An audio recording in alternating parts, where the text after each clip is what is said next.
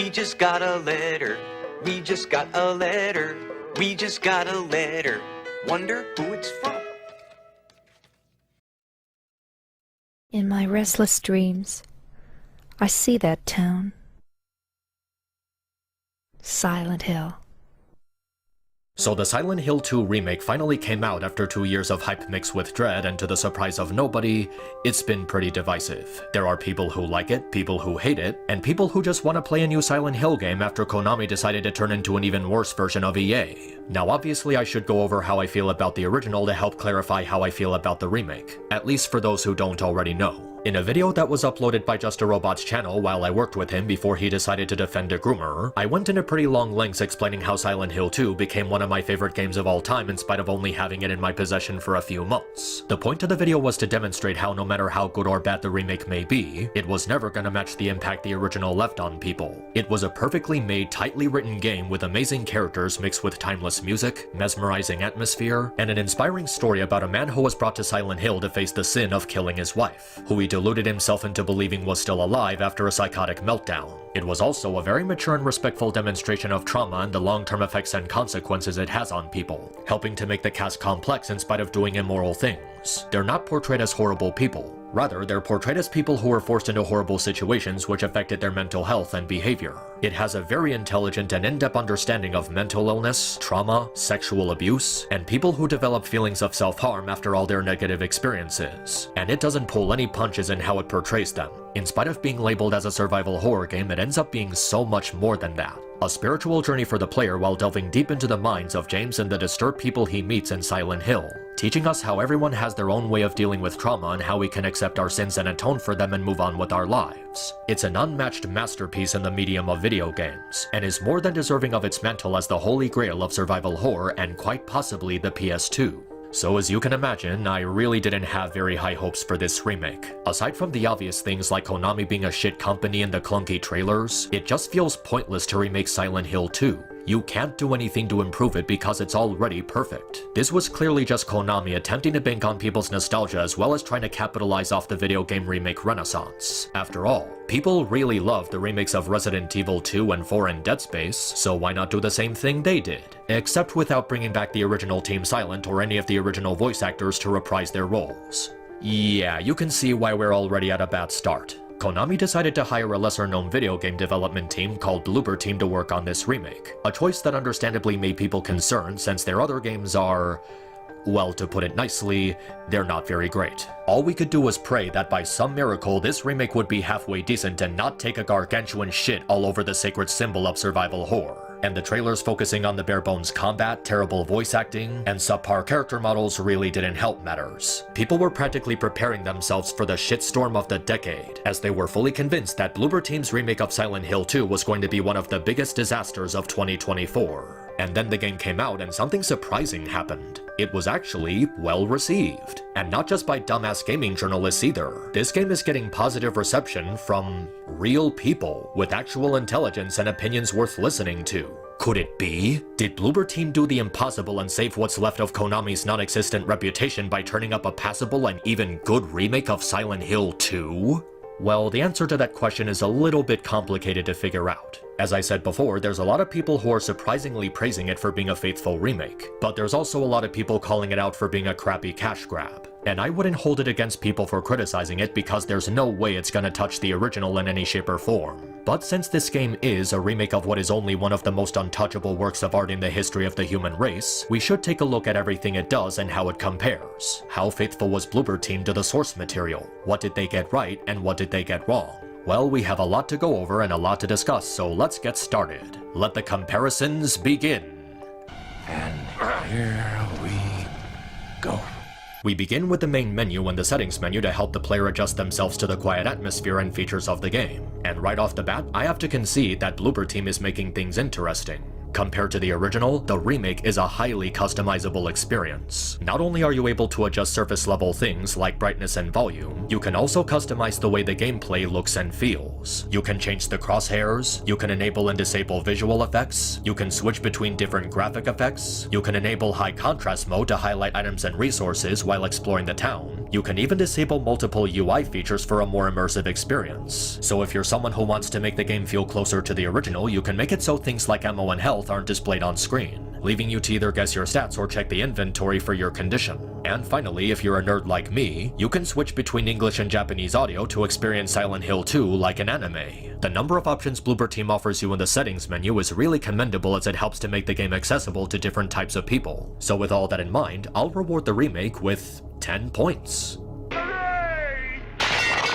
Alright, so let's get started with the actual game. We see James staring himself in the mirror and the drastically improved rendering of his face, which is a real lifesaver for this opening sequence. When the game was first announced, people were very critical of the facial expressions James had because they were horrible and detracted from his character. James' lack of sadness and emotionless expression was meant to convey to the audience the state of his psychopathy, how he was a lost soul, trapped in wishful thinking that Mary was still alive. The announcement trailer removed that in favor of making James look depressed and miserable, which not only takes away from the meaning behind the opening but also detracts from his character. He's supposed to have a blank face to demonstrate the many conflicting thoughts and emotions he felt after getting Mary's letter. But here, he looks more like he just broke up with his girlfriend or found out Konami turned Metal Gear Solid 3 into a pachinko machine. Thankfully, Bloober Team actually responded to the backlash and gave James a new facial expression that's closer to the original. Taking the criticism to heart and actually using it to fix James' face is definitely something worth noting. And it also shows how humble the developers can be. So for that, I'll reward the remake with another 10 points.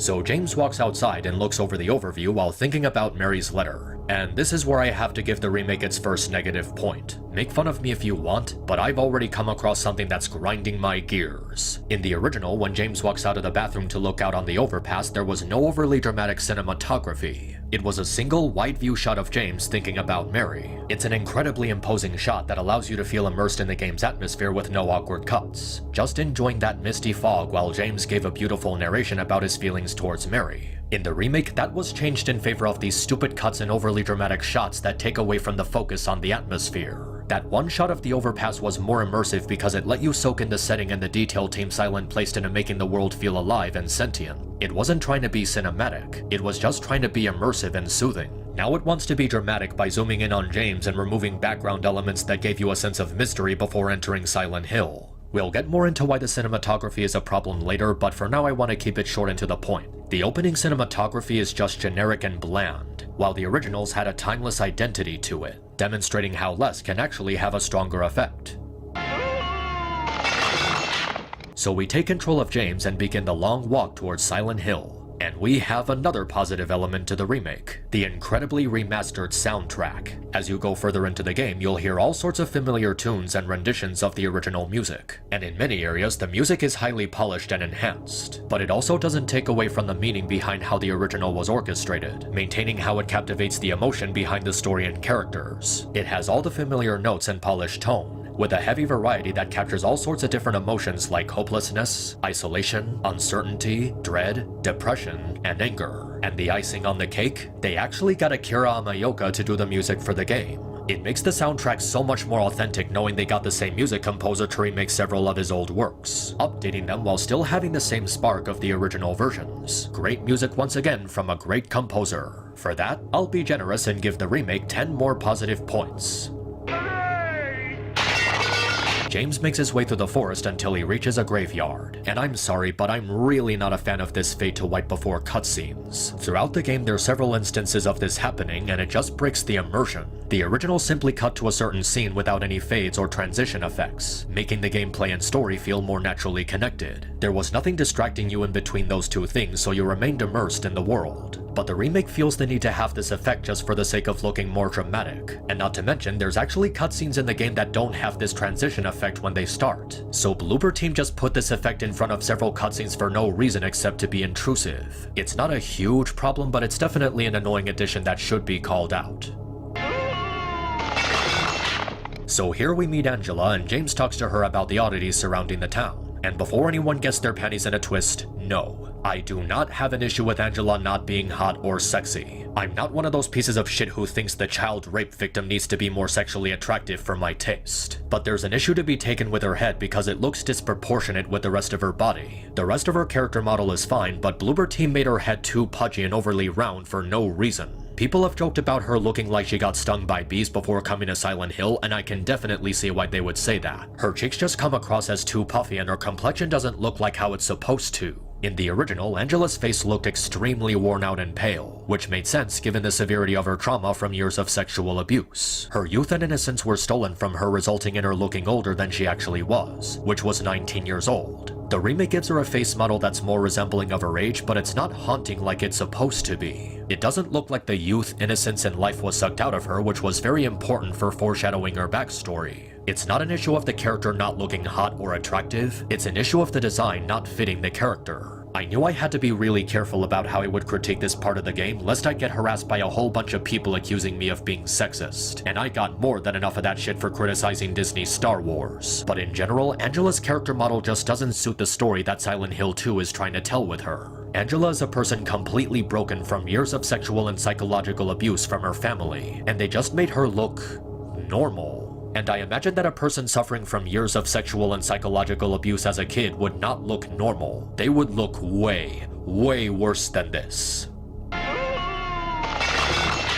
Another problem with Angela is the monotone voice acting. I get that she's a character suffering from trauma, but trying to make the voice acting sound realistic takes away from the dreamlike setting and social awkwardness that was key to the original. Angela in the remake just sounds really bored and not interested in talking with James, while in the original she was able to convey more emotion. She sounded confused, frail, timid, unstable, and that caused her to appear as socially awkward when talking with James. It sold the point that these people are suffering from trauma, so of course they were gonna sound awkward, which helped to create a more lonely and scary atmosphere. The remake doesn't do that because of how tired everyone sounds, and that's something we'll get more into later. Overall, the voice acting from Angela is really not doing the remake any favors. It's incredibly emotionless when the original had more variety to how she spoke. And then there's the voice acting of James. I'm looking for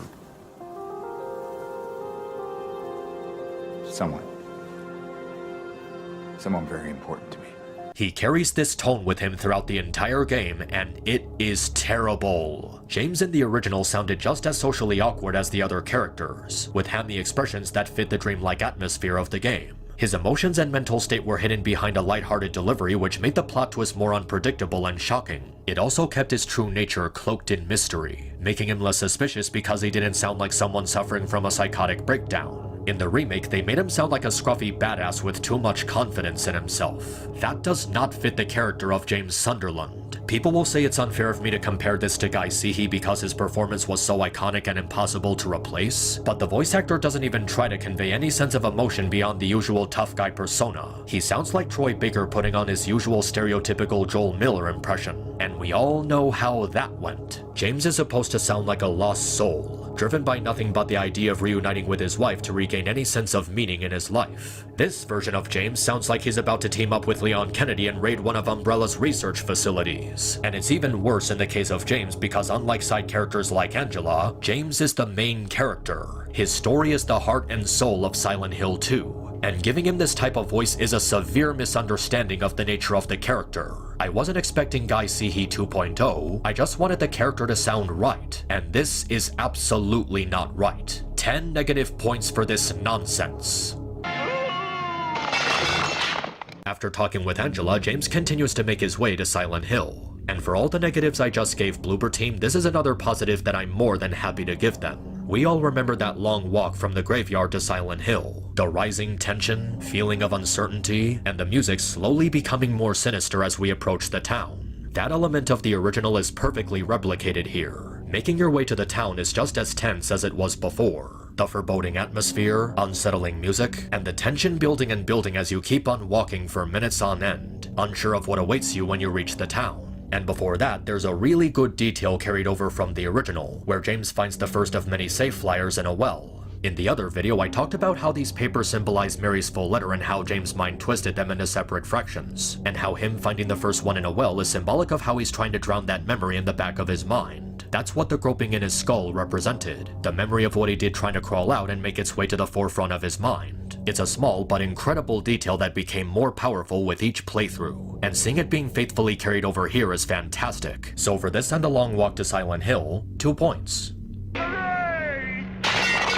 Continuing towards the town, we eventually come across a new piece of content exclusive to the remake, and I gotta give the remake another 2 points for this. The first for the faster use of key items, and the second for expanded exploration. In the original game, using key items for certain stuff usually required you to open the pause menu and manually scroll through your inventory. With the exception of using keys to unlock doors, you always had to pause in order to go through your key items and select the one you need. Admittedly, it was annoying as it required you to stop playing the game multiple times in order to look through a menu and progress through the story. In the remake, this element is faster and more convenient. You would still have to use the inventory menu to combine key items, but aside from that, you were always able to access key items from a puzzle or a door without the need to pause the game. You simply walk up to an interactable and you're shown your list of key items and can more quickly scroll through them. Not only does this speed up the pacing of the gameplay, but it also makes for a better method for maintaining immersion with the world. You can quickly scroll through your items and never have to leave the world by pausing the game. A surefire improvement over the original. And then there's the marvelous expansion they made to the exploration aspect of the game. Traveling the world of Silent Hill 2 is more elaborate than it ever was before, with all sorts of areas to look through and salvage for resources while solving puzzles and finding key items. With a more open world than the original, it's easy to lose yourself in the crisp interpretation of the town, and it maintains a lot of the free space that made the original fun to explore. Open fields and streets that provide the player with a lot of room to avoid enemies and search for items and also solve puzzles. The thing about this additional area regarding the auto parts store is that it lets the player know very early on that getting through Silent Hill isn't gonna be the same as it was before. Not only did they expand on existing puzzles from the original, they also added new puzzles as well, each with satisfying solutions and interesting ways to test your problem-solving skills. It also makes story progress more complex and intrinsic. You won't just be able to go from point A to point B. You'll come across many challenging locations that require you to look through every nook and cranny to solve an obstacle. You have to closely observe your surroundings, check every room, thoroughly clear out every unchecked area for items and solutions, staying true to the puzzle-solving nature of the original. There were a few times where I got stumped trying to figure it out, but looking back on how well thought each of these puzzles were is actually very good game design. They're never too time-consuming or too hard. They have just the right level of challenge and length. It makes the environments even more fun to explore and navigate. Oh, and while we're on it, I gotta give the remake a 3rd point for its dedicated attention to detail. This element of the game is so good that I would go so far as to say that it's on par with the Dead Space remake. Every environment, every level, every location, every building, every single minute detail from the original game is beautifully recreated here. The layout of each level and location feels really familiar while also looking nearly identical to the architecture of the original game. The filthiness of abandoned buildings, the cracked up street corners, all of it is brimming with stellar art direction while not taking away from what made the original environment interesting. They really did their research on the original, as every element of its background and environment is capsulated here. Props to Bloober Team for this level of dedication. So yeah, 3 more points.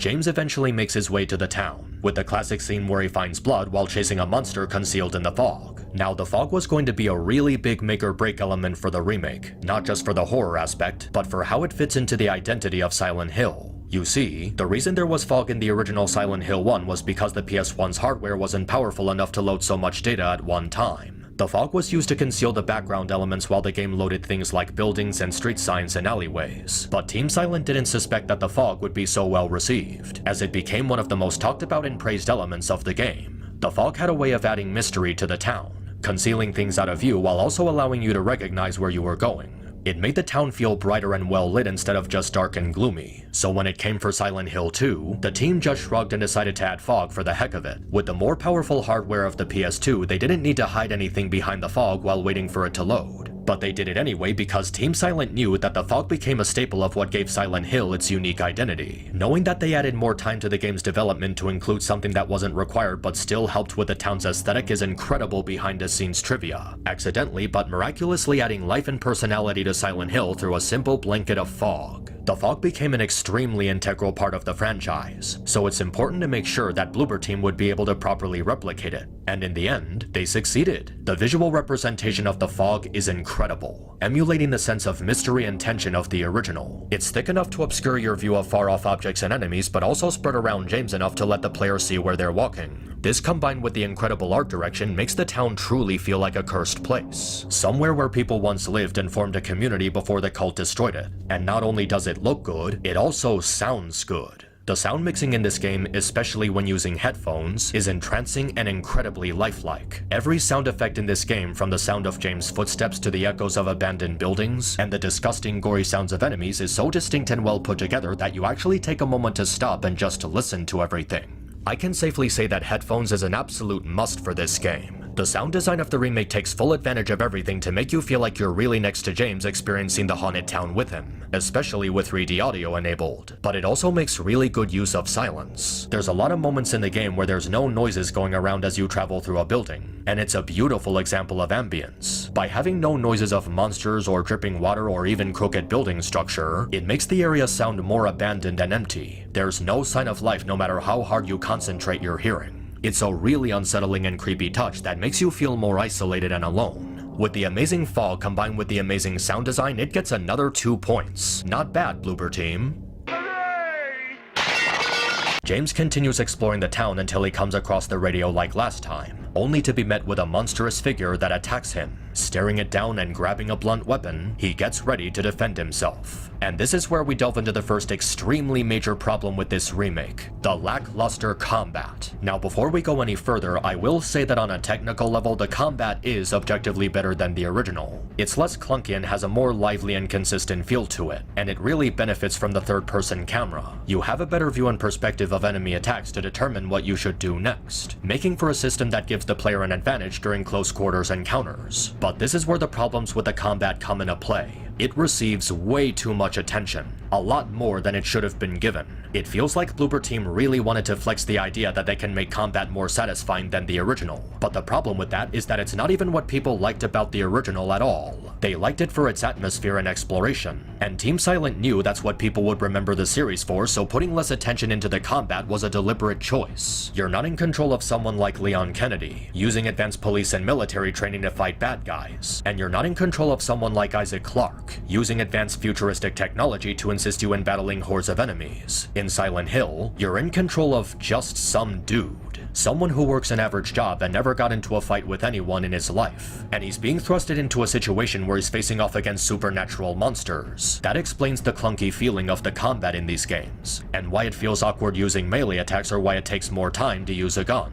In a sense, the combat in the Silent Hill games was meant to be bad, because it gives the player the feeling of being in their situation. When you first played this game, did you have advanced firearms training? Did you have a lot of muscle and physical strength? But I know what you might be thinking. How exactly is this a good thing? Well, because Team Silent didn't want their games to take away from the idea of survival horror. With the combat being the way it is in Silent Hill 2, you'll be more inclined to run away from enemies instead of fighting them. If you run out of ammo for your guns, you're gonna want to avoid getting up close and personal with enemies because the way the game is designed actively discourages the player from fighting avoidable enemies. And even if you have spare ammo for your guns, it's unwise to use them on regular enemies when you should be saving them for boss fights. It teaches the player to prioritize survival over action, to think of other solutions than relying on guns and melee weapons. That's what made Silent Hill so unique, because it used survival horror on a more vulnerable level compared to other horror franchises. You had to actually survive, and not just fight your way through all the enemies. But Bloober Team threw all that away in favor of having so much of the remake's gameplay revolve around the combat mechanics. How do I know this? Because they changed the nature of the game to make combat far more common and practically a requirement to make it through everything. You know why nobody complains about the combat in the original? Because it was never forced on you. No matter where you were or what your surroundings were, you were always given enough space to run away from or past enemies. Even if you were in a small area with 3 enemies approaching you, you could still run past them and avoid fighting. You may take some damage, but that's what healing items are for. And the way the game was laid out with areas separated by loading screens, you never had to worry about feeling too overwhelmed or surrounded. It was also possible to complete puzzles even when being chased by enemies because puzzles and the real-time atmosphere were separated from each other. This made the combat a choice for the player to engage with. You can do it if you want, but you could also not do it if you prefer exploring and progressing through the story. For all of its flaws and the ways people have made fun of it over the years, the combat in the original game, outside of boss fights, was never forced on you. If it was forced on you, it would have been universally despised. And here it is, forced on you. There's so many moments throughout the remake where you have no choice but to engage with the combat because enemies are heavily guarding either key items or puzzles you have to solve. You can't focus on unlocking a door, or putting in a combination, or using a key item, or search for one of those rollers to use as a platform to climb something, because enemies will be able to attack you and deal damage while trying to solve a puzzle. And because areas aren't separated by loading screens anymore, the monsters will continuously chase after you even if you go to the next room or run to the other side of a building. No joke. While I was exploring the hospital basement and was trying to avoid combat, I ran towards the hospital entrance and the monster followed me all the way over there. Something that the monsters absolutely did not do in the original. And it might not have been so bad if it wasn't for the fact that Bloober Team made the monsters extremely aggressive for no reason. In the original game, the monsters moved very slowly, approaching you at a speed that you could easily outrun even if you were short on breath. It gave the player the freedom to explore Silent Hill without feeling overwhelmed. But in the remake, enemies chase after you relentlessly, so you're not given any personal space to explore or search for resources. It takes away from the survival over action concept the original had, leaving you with no choice but to fight when you don't want to. And what makes this whole problem even worse is that the combat isn't even that good. It's just a clunky imitation of the already clunky combat from The Last of Us Part 2. Just mash the melee button to perform a 3-hit combo while occasionally using a shitty dodge mechanic that doesn't properly distance yourself from your opponent. All this does is drag the pacing of the game to a screeching halt. With the way the game is designed, you can't simply outrun and avoid enemies like you could in the original. It just makes the game longer and more stretched out than it's supposed to be, making the experience more fillerish and padded out. The original did not have this problem because Team Silent wasn't thinking about making the combat as good as possible or even a main selling point of the game. But Bloober Team made this exact mistake, trying to look like it's improving something over the original only to make it less fun to play in the process. For that, 10 negative points. And while exploring the town, you come across another issue, not exactly gameplay-wise, but a more visual one. The extremely cheap effect of breaking glass. Throughout the game you have to break a lot of windows in order to advance in the story, which in itself isn't too bad, but every time you break a window it just looks extremely cringe. The glass doesn't break into individual pieces like it's supposed to. Instead, the majority of the frame just disappears while leaving behind some sort of small powdery substance. You would think that a game made with PS5 technology would have better glass shattering effects, but this looks like something from the PS3, and because of how often you have to break glass in order to progress through the game, it's an unavoidable detail that's impossible to ignore. It's a really cheap effect that should be called out, and something that's definitely worth a negative point. But to try and even things out, I will point out 3 more positive elements of the remake. The first one being how James directs his focus on items like he did in the original. It's a really good detail carried over that helps the player to find points of interest while exploring. The second one being the traditional feel of checking James' remaining health. You're able to access the inventory menu to look over your current status, and the color of the menu reflects his remaining health. White is full health, yellow is 50%, and red is danger. It also has a really good blur effect that can reflect James' vision or his failing health when heavily damaged. And the third is how the inventory is now properly categorized. The original didn't categorize your inventory, which made scrolling through items a bit awkward if you were looking for something particular. This time, each type of item in your arsenal is properly placed in its own section, making it easier for you to find what you're looking for. These might be small things, but they're pretty good things that both complement the feel of the original while enhancing the experience of the remake.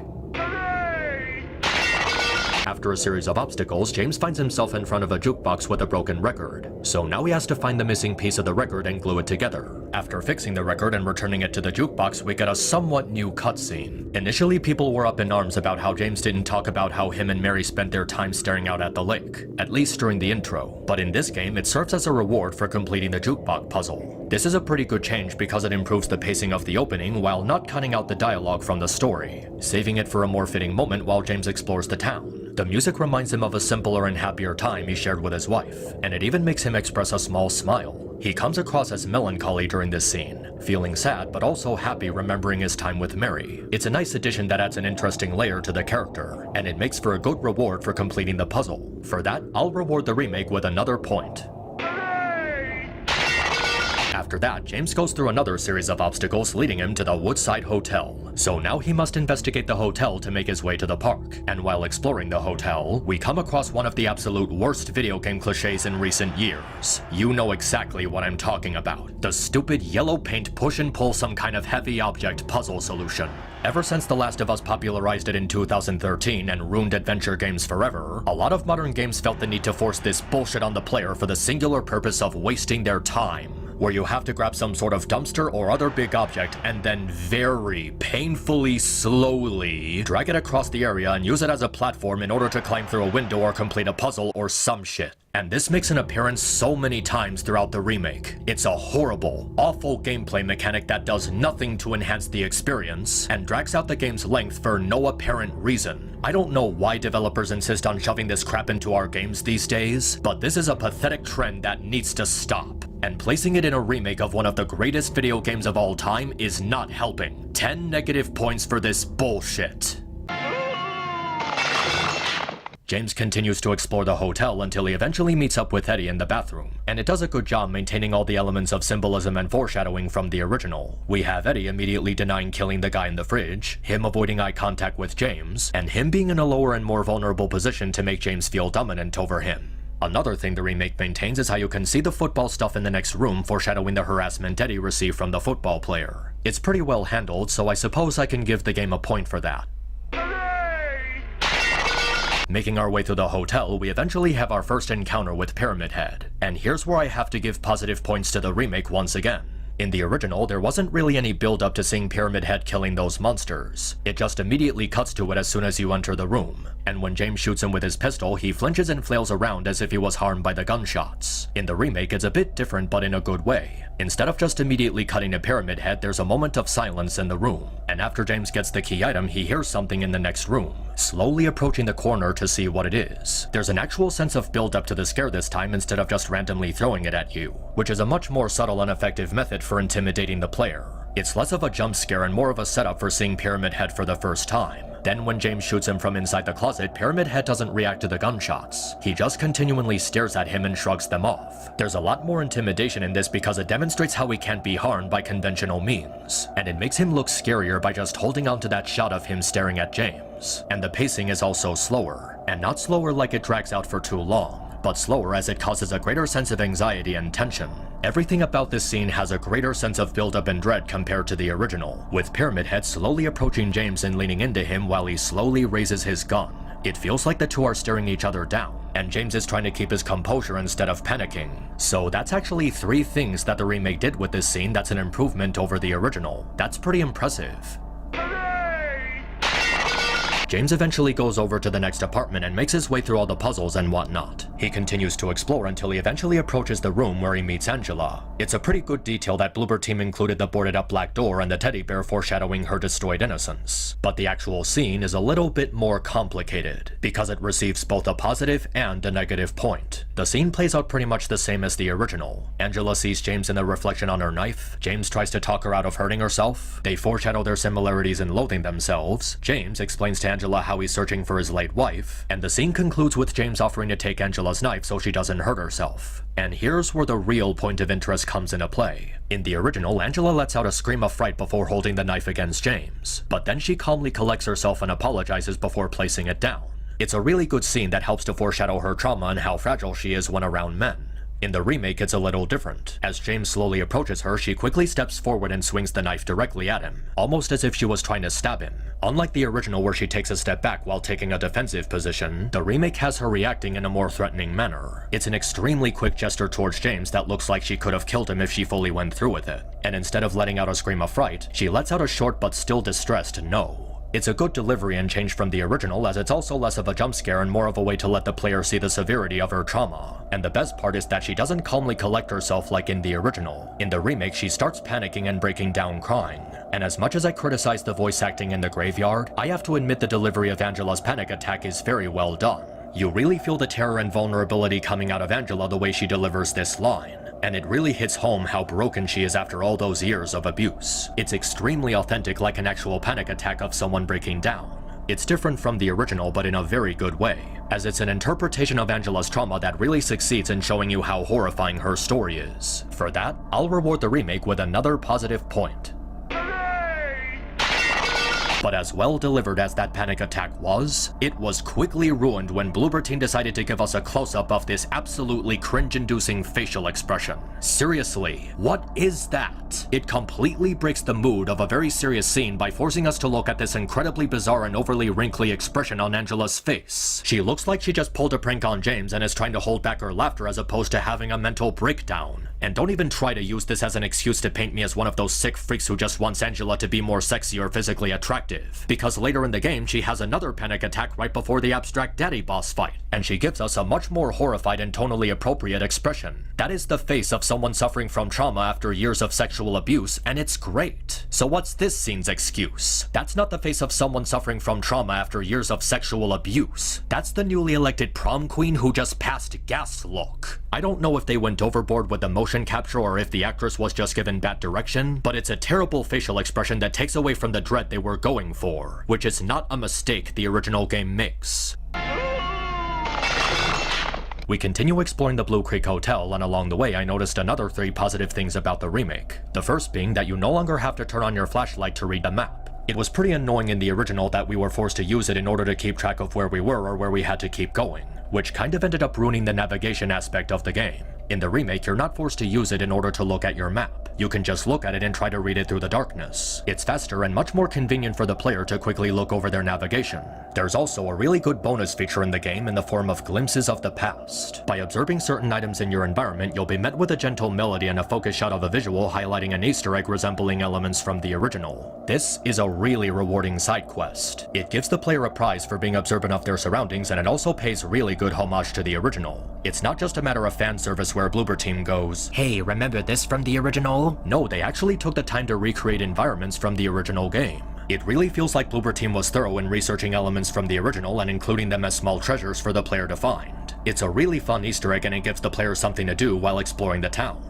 And the third good thing is how the boss battle with Pyramid Head feels traditional and faithful to the original, in which you can choose to engage with him however you want. You can use ammunition to end the fight faster, or you can challenge yourself and focus on dodging his attacks. Like the original, it's not really a boss fight as much as it's an endurance test, reinstating the idea of survival over action. It's a really good recreation of the boss fight that's worth mentioning. So, with faster map reading, good Easter eggs, and a good interpretation of the original game's Pyramid Head encounter, the remake gets another 3 points. So after the encounter, we leave the hotel and make our way to the park, where we come across that girl who stepped on James' hand. This is our first interaction with Laura, and unfortunately, it's really bad. First of all, they changed Laura's attitude to be more bratty than playful and trollish. It ruins the subtlety of the scene by overly focusing on her grudge against James. Instead of James receiving clues about who Laura may be, it feels like he's just arguing with a kid over having bad manners. Hey, I'm Chris Griffin's father. Now, that's not very nice. I don't sound like that at all. You're making me sound like Michael Stipe. Another problem with this scene is how it cuts out Laura's line of asking James if he's blind or something. That was a very important line because it foreshadowed an important detail to her character, how individual people see their own personal version of Silent Hill. That explains why she's never scared or afraid while being in the town. And to top it all off, when Laura tells James that he didn't love Mary, his reaction is completely monotone and unfazed. Like, listen to how he reacts to the information in the original. You didn't love Mary anyway. Wait! How do you know Mary's name? Now here's how he reacts in the remake. You didn't love Mary anyway. What? Hey, wait! How do you know her name? In the original, James became confused and shocked by this line because it meant that Laura knew something about Mary, and how she may hold a clue to finding her. He sounds really desperate when calling after her because it's urgent information he needs to know. It also created a sense of mystery by making the player ask questions regarding Laura, like who is she, how does she know Mary, and why would she suggest James didn't love her? But in the remake, James has practically no emotional reaction to that information. He doesn't act confused or shocked or desperate like he's supposed to. He just looks kind of puzzled like he's trying to solve a riddle. You'd think he would have a stronger reaction to some random kid berating him for not caring about his late wife, and how this total stranger he never met before in his life knew about her. It makes the scene completely monotone and takes away from the emotion James is supposed to be going through, which just ruins and upsets the mood the original had. Overall, this is a terrible recreation of James' first interaction with Laura, having none of the depth and mystery that made it stick out in the original. 5 negative points. We continue to the park and meet up with Maria as she starts to manipulate James. And big shock, this is a terrible scene as well. First of all, they messed up Maria's design by giving her more clothes and covering up more of her skin. They cut down her sexuality to make her appearance less offensive to politically correct idiots, when Maria's sexuality was the entire point of her character. And it was also an integral part of the narrative. Maria is supposed to represent an idealized version of Mary in James' mind, a more sexual and physically attractive version of her to fill the void caused by her illness. It was part of the town's attempt to manipulate James with temptation and to make Maria more alluring to trick James into giving into his delusions. Giving her more clothes and making her wear that stupid jacket completely ruins what the character's supposed to represent. They changed her appearance just for the sake of changing it, and in doing so, they completely removed all the visual storytelling in the original design. This is absolutely horrible because it heavily misunderstands the original and how it used specific character designs to portray the characters and their motives. This alone is worth 5 negative points. Another problem with this scene is cutting out Maria suggesting that James hated Mary. It was an important line because it foreshadowed not only the big twist, but also James' growing resentment towards Mary for how she treated her during her illness. There was literally no reason to do that, and Bloober Team had nothing to gain from leaving it out. And finally, there's practically no subtlety to Maria's behavior. Throughout the scene, she's constantly using physical gestures towards him and it doesn't work, because it's extremely obvious. The thing about Maria's mind games is that they were more psychological than physical. She didn't make any obvious advances on James in the original because she already knew her physical appearance would be enough to get his attention.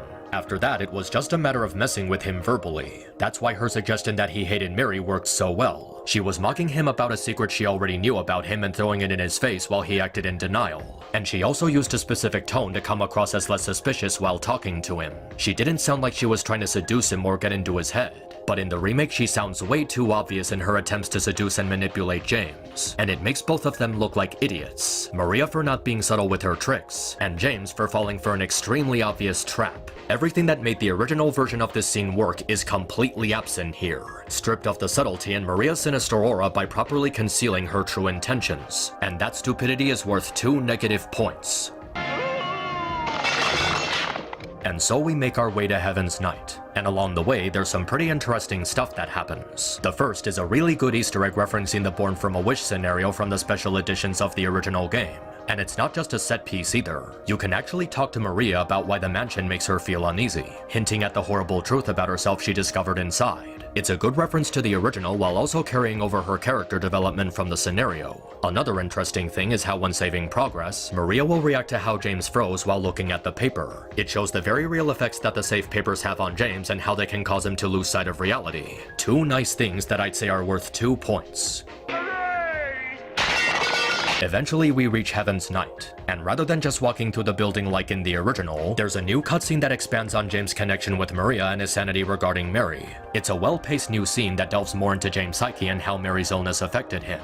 As he talks to Maria, he contemplates his own sanity by convincing himself how absurd it is to be looking for a dead person. More interestingly, they touch on James' alcoholism in a subtle way. For those who don't know, there was some hidden dialogue in the original while walking through Heaven's Night, where James talks about how he started drinking to ease the pain caused by Mary's illness. In the remake, he doesn't mention his alcoholism verbally. He does, however, have an interesting reaction when Maria offers him a drink. He appears to struggle with himself over whether or not he should take it, similar to someone fighting against their addiction. A part of him wants to take it, but he knows he shouldn't, and you can see how hard he's struggling just by the look on his face. In fact, you can argue this is one of Maria's psychological tricks, feeding into his habit to make him sink into delusion. It's even coupled with her trying to guilt trip him when he suggests going out to look for Mary. This is a really good new scene as it makes a lot more use out of Heaven's Night. Rather than just being a set piece as it was in the original, they expand on the setting and give it a deeper role in the story. So I'll give the remake another point. Well done. Eventually they make their way to a garden near the local theater, and it's here where Maria tells James a story about a local legend. A man who fell in love with a woman who was cast out and imprisoned on an isolated island by the lake. After listening to the story, James sits on a bench hanging his head in defeat. He fully embraces the absurdity of looking for Mary, and Maria tries to comfort him while encouraging him to continue his search. Now this is a really good addition to the story as it helps develop the chemistry between James and Maria while also characterizing Maria much more faithfully than before. The local legend has some pretty interesting symbolism of things that happen to James. A man hopelessly in love with a woman and always going out in search for her while she's waiting for him. The candle she lit every night to guide him to the island could be a reference to the light that James follows while rowing across the lake to the hotel. And the lady waiting for him on the island is a direct reference to Mary's letter telling James that she's waiting for him. The story could also be a really dark mirror of Maria's character, how she's madly in love with James and using him to feel the semblance of being alive that she sought after. We also see James having a believable moment of weakness, how looking for Mary is only causing him more pain because a piece of him already knows she's gone. He was driven by desperation, but the reality of his situation starts to sink in and he even believes that coming here was a mistake. But then Maria makes an effort to comfort him, genuinely placing a hand on his back, encouraging him to not give up.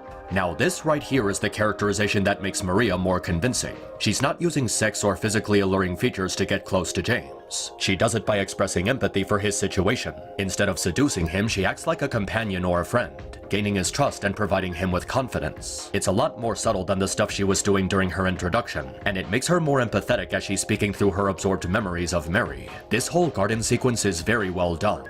It's well-paced, doesn't drag out the story, adds layers to both James and Maria's characters, and it also deepens the chemistry between the two. So I'll reward the remake with 5 more points. This was really good. James and Maria follow the sound of a girl shrieking and make their way to the local theater. James goes inside to investigate while he finds Laura and Eddie having a little conversation. It's a pretty interesting change of atmosphere as this is now taking place in a theater. In the original, it was a bowling alley. The bowling alley can still be explored later if you really want to go there, so it's pretty cool that Bloober Team created a whole new location for this scene. James makes his way to Eddie and they talk about stuff like Laura's name and how he got his appetite back. While it's not as humorous as the original, it does provide some pretty interesting characterization for Eddie. For one thing, they made him much more of a disgusting slob than in the original, having him eating out of an ice cream tube with his bare hands. It's an interesting expansion on his eating disorder and how he turned to food as a coping mechanism due to his body dysmorphia. And when James asks him to come with him to find Laura, he gives him a pretty nasty look while saying, "Now you want me to come with you?" And he says it in a pretty disturbed tone. Obviously, this is meant to hint at his violent tendencies really early on, showing how he starts to perceive James as one of the people laughing at him in secret. It's a comeback from when James denied going with Eddie back at the apartment because he was still looking for Mary. Eddie could have perceived this as an insult, like James didn't want to be seen walking around with someone ugly and fat. It's pretty good at showing the downward spiral of his mental state even before reaching the prison. Another creepy detail is the dead-eyed stare that he gives when talking about Laura. He looks like a wide-eyed zombie, just staring blankly into space, with a really creepy low violin sounding in the background. It's a really good use of music, practically identical to how music was used in the original, with the soundtrack slowly and subtly changing from something lighthearted to creepy and dark. It's a really good interpretation of the scene from the original, making Eddie look even more disturbing than before. For that, I'll reward the remake with another point. Unfortunately, I have to immediately follow it up with a negative point because did you notice anything missing from this conversation? Well, it's none other than the world-famous pizza line. This town is full of monsters. How can you sit there and eat pizza? Yeah, Bloober Team decided to cut this out because they thought it took away from the creepiness of the scene. But people really liked it for how it fit the bizarre atmosphere of the bowling alley. Now here's where things get a little complicated. The thing about the pizza line is, it is still in the game, but not in the same way you might think. Remember those glimpses of the past I talked about earlier? The pizza line is actually one of them. You can travel to the bowling alley before following Laura to the hospital, and inside you'll find a pizza box with most of the pizza gone. Assumably this was Eddie's pizza, and James comments on how someone could just sit here and eat pizza in a town filled with monsters. Unfortunately, this is a bad thing because it removes the comedy from the original. For one thing, it's a completely missable Easter egg. During my playthrough I missed it, not knowing I was supposed to go there before following Laura to the hospital. I had to find out about it by looking it up. This is one of the most beloved things about the original game. It's not something that's supposed to be missable. Another problem is that it's simply not as funny. The reason why this was humorous in the original is because James was saying it as a means to ridicule Eddie's horrible priorities and eating habits. The way the two bounce off each other in that moment is really well done because it works as a way to contrast their characters. But here, James isn't saying it to anyone. He's just commenting to himself. So it just amounts to a throwaway line that Bloober Team threw in there out of obligation. It's different from the other glimpses of the past because it served a practical purpose in the story, resetting the tension between darker and more gruesome scenes. This is an example of why certain things should just be left untouched, and Bloober Team just kinda messed up the vibe that the original had with this scene. So for that, one negative point. James and Maria follow Laura to the hospital, and eventually they catch up with her while she runs up the stairs. Now, when this scene originally surfaced on YouTube, it was criticized for having Maria interact with Laura. Maria's supposed to be a figment of James' imagination, so none of the other characters are supposed to see and hear her. But notice what exactly causes Laura to run off. James calls her name and she immediately becomes scared. Laura never reacts to anything that Mary does in this scene. She flees upon seeing James. It's a really good detail that shows how Bloober Team maintained the idea of Maria being a figment of James' mind, visible and alive to only him. Not exactly sure how people miss that, but it's worth rewarding a good point. We eventually reach the upper level of the hospital and Maria becomes tired. James lets her rest in one of the patient rooms while going to look for Laura. But before he leaves, Maria asks him a pretty heavy question. I wanted to ask you. What if you can't find Mary? What will you do?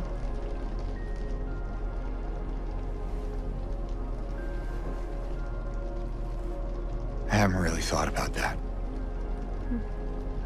Now, in the original, it was possible for this to be one of the optional pieces of dialogue the player could get by interacting with Maria at the hospital. The problem is that it was random dialogue every time you spoke with her. There was no guarantee that you would get this line without talking to her several times, which isn't a good thing for players trying to avoid the Maria ending. In the remake, this line is actually made into a main factor of the story. Maria asks James how he'll be able to cope with the possibility of not finding Mary, to which he says he didn't think of that. It demonstrates how both hopeless and desperate he is in searching for her, and how finding her is the only remaining thing giving his life purpose. Making this dialogue optional in the original was a really bad idea because it served a practical purpose in the plot, so making it part of an unmissable cutscene is a very well needed improvement. So yeah, Bloober Team gets another good point. James explores the hospital solving puzzles and looking for clues that can lead him to Laura. Eventually he makes his way outside and... Really, Bloober Team? Are these really the best rain effects you can give us in 2024? Shit, Heavy Rain is a PS3 game and it had phenomenally better rain effects than this. Hell, even Ocarina of Time had better rain effects, and that game came from an era where the closest we got to a realistic model of a human being was this. There is no excuse for this level of laziness. -5 points, shame on you. So James makes his way through the rest of the hospital and eventually encounters Laura. The scene plays out mostly the same as the original, with the exception of some really bad changes. In the original, when Laura addresses Eddie as a big fat blabbermouth, she says it in a snooty tone. Something impolite, but still in a teasing, trollish way a child would mock someone. Here she says it in a way that sounds like she wants to break his kneecaps with a bat. That big, fat blabbermouth. This version of Laura just sounds extremely nasty and vindictive. They removed the childlike innocence from her character and just made her into a spiteful person. That's not what her character is supposed to be. She's supposed to be playful and snooty, not to mention how emotionless her acting is. She sounds just as monotone as everyone else in the game, putting no sense of emotion into what she says. And then they changed the dialogue to remove her "why should I" line, something else that hinted at how she saw her own version of Silent Hill. All she says is "hurt by what?" which doesn't do anything to reference how she sees her own version of the town. And then when she tells James about the supposed letter she forgot, her delivery is so unconvincing and obvious that I couldn't fall for it even if I wanted to. Listen to how much more convincing she is in the original. Wait, there's something I gotta get. Later, okay? But it's really important. What is it? A letter from Mary. Huh? I wanna go get it, is that okay? Yes! Yes! And here's how she says it in the remake. There's something I gotta get. It's important. What is it? A letter. From Mary. What? I hid it. In there. And of course, like an idiot, James falls for it. And to top it all off, after Laura locks James in the room with the flesh lips, we get another horrendously awful facial expression. Yeah, it's not just Angela doing this shit, it's Laura too. So again, don't try to make this about how I'm only after one thing. Look at this. It's so ugly and unpleasant to look at. All these advancements in technology and we can't afford motion capture that doesn't look like a Muppet being pushed out of Satan's butt? What is this shit? Just a terrible, awful version of this scene overall. It's not even close to being as good as the original. 5 negative points. Simply awful. And so we have our boss fight with the flesh lips. And for what it's worth, it's actually a pretty good revision of the boss battle. In the original, you just ran to opposite sides of the room to avoid damage while spamming the shotgun, so it wasn't really a complex or interesting battle. But this version of the fight is actually pretty clever and creative. Instead of fighting 3 of these things, you only fight 1. But it has a few different forms where you have to fight it differently. There's a greater sense of strategy, precision, and timing as you can't just spam the shotgun like in the original. For the first phase, you have to carefully aim your pistol to shoot its hand that it uses to hang from the ceiling, then use melee attacks while it's grounded. In the second phase, it takes on a spider-like form, and you have to carefully dodge its attacks while shooting from a safe distance. It also has plenty of new attacks that make very good use of its design. It's not too difficult if you have enough healing items and keep your distance, but it's a much more inventive and mechanically interesting fight compared to the original. Following the fight, James is taken to the otherworld version of the hospital. He completes a couple more puzzles and eventually comes across Maria again. James mistakes her for Mary and says that he's glad she's still alive in a dismissive tone. And of course she gets really upset with James for not caring about her well-being.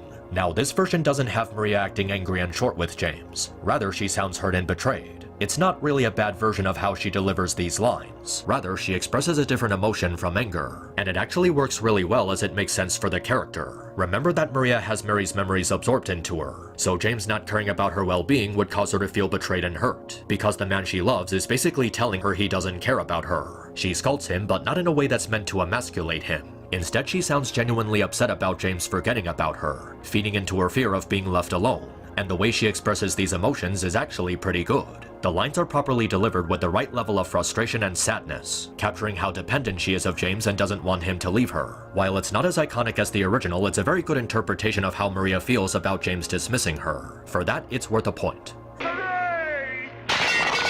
But then the moment is ruined by not having Maria break down crying like in the original. It's supposed to represent the mood swings that Mary had while she was sick, and it foreshadowed her bipolar attitude from the final hallway conversation. Here she just casually hugs James while speaking in a calm tone, not sounding desperate for James to stay with her. She doesn't sound broken like she's supposed to, which was a really integral part of her character. That's a really bad thing when you're trying to be quote-unquote faithful to the original. Negative point. James and Maria make their way through the hospital and open the door with the 2 rings. Maria's scared of going through, but James reassures her while offering his hand. Maria takes his hand and the 2 walk inside. Now this is pretty interesting. A new scene that demonstrates how James was starting to grow more attached to Maria. In the original, we never got scenes like this. Maria would just be an escort for us to protect, and depending on how we treat her would influence the ending we receive. But in the remake, we get all sorts of new scenes that not only expand her role in the story, but also her relationship with James. First there was the extended stay in Heaven's Night, then there was the scene in the garden, and now we have this. Scenes that show James and Maria developing a more genuine connection, making more sense out of how she would start to rub off on him. He reassures her that he'll keep her safe and she puts her faith in him, showing how her attachment to James is more than just what the town programmed it to be. Maria genuinely starts to feel something for James, and she's not just thinking about punishing him anymore, which makes him starting to warm up to her feel more sincere. And as much as I hate to admit it, it actually makes the Maria ending much more credible, even as someone who absolutely hates it. Let me explain. The entire point of being brought to Silent Hill was for James to confront the reality of what he's done, and to atone for the sin of killing his wife. But in the Maria ending, he doesn't give a shit that he killed Mary, and he actively replaces her with a figment of his imagination. All the complexity and nuance his character had in the Leave-In in Water ending is completely stripped away just to make him look as horrible as possible, expressing no guilt for his selfishness in killing Mary. And it also doesn't make sense narrative-wise because he doesn't have any real chemistry with her. So how is it better in the remake? Well, like I said, these new scenes actually created a lot of chemistry between the 2. James actually shares moments of sincere friendship with Maria, and bonds with her on a personal level, so it could be seen as him accepting the reality that Mary is gone and how Maria can help him start a new life. As much as I hate to admit it, the remake actually accomplished something even the original didn't. It made me think more fondly of my least favorite ending, giving the Maria ending more substance by expanding on her relationship with James. This is actually really impressive, so much so that I think it's worth giving the remake another 5 good points. But I'm gonna have to give the remake some negative points too, because what follows is completely ridiculous. James and Maria make their way to the final elevator leading out of the hospital, and this is where Pyramid Head starts to chase them. James tells Maria to run, and what do they proceed to do? Hit a light jog.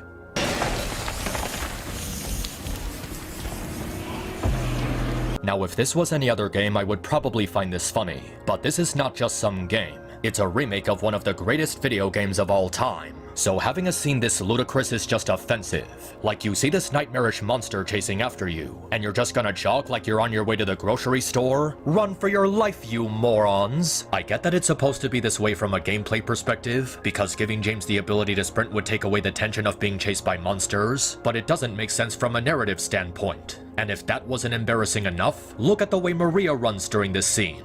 Lady, are you running for your life or are you shaking your booty for a Hooters commercial? Seriously, who runs like this? Who? And the cherry on top of this nonsense? The cutscene has Maria suddenly teleport behind James despite the fact that she was just ahead of him during gameplay. What is going on here? James was just behind Maria and now through some unexplained voodoo magic he's suddenly in front of her. What, did she start lagging for like 1 frame? You know, at least in the original, the chase to the elevator maintains some sort of dread and terror. But the remake just makes it look ridiculous. It's supposed to be scary, and this is simply not scary. It's just immersion breaking. For that, 5 negative points. So then we have the classic scene of James seeing Maria dying while escaping into the elevator, except this time they made it less emotionally impactful. First, James isn't nearly as desperate to get the elevator doors to open. Remember in the original how he was shouting for the doors to open while repeatedly mashing the elevator button? Well, that's not here. I mean, he does shout for Maria to come on and hurry at one point, and that's it. And aside from that, Maria isn't acting as desperate either. Remember how in the original she was shouting James' name, screaming for him to save her while reaching through the elevator doors? Well, she doesn't do that. Instead, she just generically pushes at the door while looking like she's going through constipation. And then after she dies and the elevator doors close, James just stares at them blankly before falling to his knees. And he doesn't turn his back against the doors while leaning against them, which is a terrible change from the original. James slouching against the elevator door with his back turned against it while cradled in a fetal position was a very important detail for his character. It demonstrated his deep-seated depression and how he was becoming suicidal, no longer caring about his safety and well-being. Maria's death had a profound impact on him by reminding him of the helplessness he felt while Maria was dying from her illness, and reliving that pain made him want to die. This generic shot of James on his knees while going, "Oh gee, well that sucks," doesn't emit nearly as much of that feeling. By having him directly facing the elevator doors, it doesn't recapture the idea of him losing the will to live. It's just the usual momentary feeling of defeat before getting back up. Being different from the original isn't inherently a bad thing, but it needs to be different in a way that maintains the character of the original. And this version of James in the elevator just doesn't do that. It's bland, weak, and devoid of the hopelessness the original had. For that, 5 negative points. So James makes his way outside where we're greeted with more of those horrendous rain effects, and he makes his way to the park to find the key to the historic society. But this time he finds Angela. This is another new scene exclusive to the remake, and it's also very good by expanding Angela's relationship with James. It also does a good job at keeping Angela in the story, where in the original she disappears until the abstract daddy fight. The way James interacts with her is really comforting, showing genuine concern for her well-being and expressing empathy for her situation. But it also leads to some pretty disturbing reactions from Angela. The first one coming from James asking her if she's seen Laura. Upon being asked if she's seen a little girl, Angela starts to feel panic and threatened by James. This could be seen as her either accusing him of being a predator or being reminded of the time she was abused as a kid. And then when James tries to reassure her, he tries touching her, which causes her to scream and run away in terror. This is really good because it demonstrates both how James is really bad at socializing with trauma victims and how deeply damaged Angela's mental state is. After everything she's been through, she very rightfully dislikes any sort of physical contact. With how young she was when her father did what he did, James is just accidentally adding fuel to the fire without realizing it. You may not remember, but James' lack of social skills got him in a lot of trouble in the original, and I feel like this expands on that aspect of his character. He doesn't understand Angela because he doesn't know anything about what she's experienced, causing him to unintentionally trigger a panic attack. It's a very well done addition to the story that gives Angela more screen time without phoning in her presence. So I'd say it's worth another 5 positive points for the remake. Good stuff. So James makes his way to the History Museum, and there's a pretty interesting Easter egg you can find at Jack's Inn. If you enter room 106, you'll find the wallpaper has been ripped, revealing a symbol of the cult in Silent Hill 3. It shows how even though Silent Hill 2 has its own separate plot, it still shares an interconnection with the first and third game. It helps to make Silent Hill 2 feel more involved in the original trilogy, demonstrating the lingering effects of the cult even outside the main storyline. It's not a big thing, but it's still a good thing that shows how Bloober Team has some reasonable familiarity with the source material. Eventually, James reaches the museum and you get the usual stuff, like the historic photos and the portrait of Pyramid Head foreshadowing later events. But I'm sure the one thing everyone was waiting for was how Bloober Team would tackle the long, dark descent into the prison. That creepy, haunting tunnel that goes on and on while that foreboding horn goes off in the background. And I have to say, it's just as tense as it was in the original. It maintains that feeling of dread you get as you just keep going and going and going, wondering if you'll ever reach the bottom. You feel this really tense sensation as you continue, trying to prepare yourself for what you might find. How bad is it gonna be? Can you bear to face what you'll find? That same feeling the original gives is very well replicated here, making it just as intimidating as it was back then. Another positive point for the remake. Eventually, James makes his way to the bottom of the prison and comes across Eddie, who seems to have killed a guy he assumed was making fun of him. And you know what? I think it's time to confess to something. I absolutely adore the remake's version of Eddie, and this scene really demonstrates why he's so good. Everything about it is scarier, more tense, and more mesmerizing than the original. All the classic elements are here. Eddie standing up to make himself look dominant over James, Eddie maintaining proper eye contact throughout the conversation, James briefly glancing at his gun, the sinister music that builds throughout the scene, and Eddie's growing hostility through his body language and the tone in his voice. But it doesn't end there. Bloober Team added some really interesting differences from the original. In the original, when James first confronts Eddie, he starts acting panicked and defensive, and when Eddie tells James he was joking, he lets out a nervous laugh like he's trying to cover up a lie. In the remake, his behavior is a lot more sinister and malevolent. For one thing, he doesn't act defensive or vulnerable. He simply greets James in a calm tone. And when James starts to talk about why he would attack Eddie, he starts to act in agreement, feeling catharsis and validation in his actions. And during the part where he tells James he was joking, he starts to chuckle in a playful manner with a creepy smile. It's less defensive like in the original and more like Eddie is finding sadistic pleasure in his situation. The way he chuckles and acts like he was pulling a prank on James is oozing with violent perversion, making him look even more cold-blooded and brutal. And then there's the use of breath during this whole scene. You can see the oxygen being exhaled from both James and Eddie with how cold it is, and it demonstrates their emotional and psychological state. Eddie's breath shows the growing sadism through the soft whispers and laughter he lets out, and James' breath shows his growing anxiety and agitation, even that stone-cold glare in Eddie's eyes throughout the whole scene. It's so much more unsettling than the original. Overall, this scene is amazing on multiple levels, and it's the first real moment where Bloober Team manages to do something better compared to Team Silent. It really captures the gradual buildup of Eddie's insanity, showing how he's a ticking time bomb waiting to go off, and they managed to make him feel more dissociated and psychotic than before. It's a massive improvement over the original in every single way, so much so that I'm willing to reward it with 10 positive points. Excellent work.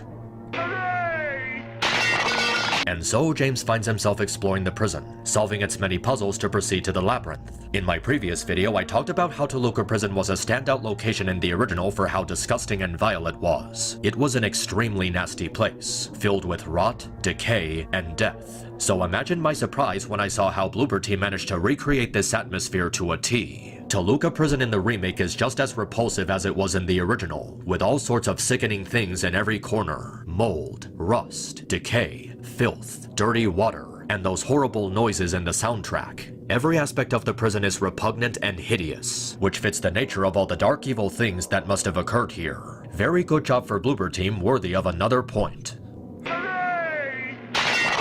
So after many trials and tribulations, James finally reaches the labyrinth, and that's when he finds a bloodied newspaper on the ground, detailing a mysterious murder. Anyone familiar with the original knows what's coming up next. But for those who don't know, let me put up a trigger warning really fast, as what you're about to see is most likely gonna be the most sickening part of the game. Brace yourself, because we're in for an absolute horror show. James makes his way down the hallway when he hears the horrified scream of Angela begging for her father to not hurt her. He follows the source of the scream and finds himself faced with the two doors from before. Only this time, the black door is no longer boarded up. He opens the door and sees Angela cradled in a ball, shaking in terror. And then he's attacked by an absolutely revolting and demonic creature. A monster resembling two bloodied bodies conjoined on a mattress. James tries to run away as he finds himself running through the halls of someone's house. As he makes his way through, he has to destroy several TVs emitting the voice of Angela's father threatening her. Eventually, he finds himself in an ugly industrial complex, surrounded by bloody orifices around the walls. After a long, grueling battle against the beast, Angela kicks its corpse and throws a TV on it. And this is where Angela reveals that she was sexually abused by her father throughout her childhood, causing her to develop severe PTSD and androphobia. And I have to say, this is by far the best part of the entire remake. The entire Abstract Daddy portion from beginning to end is abhorrent, grotesque, and rotten to its very core. And at the same time, it's undoubtedly faithful to the original in every single way, even expanding on it to make it more shocking and sickening.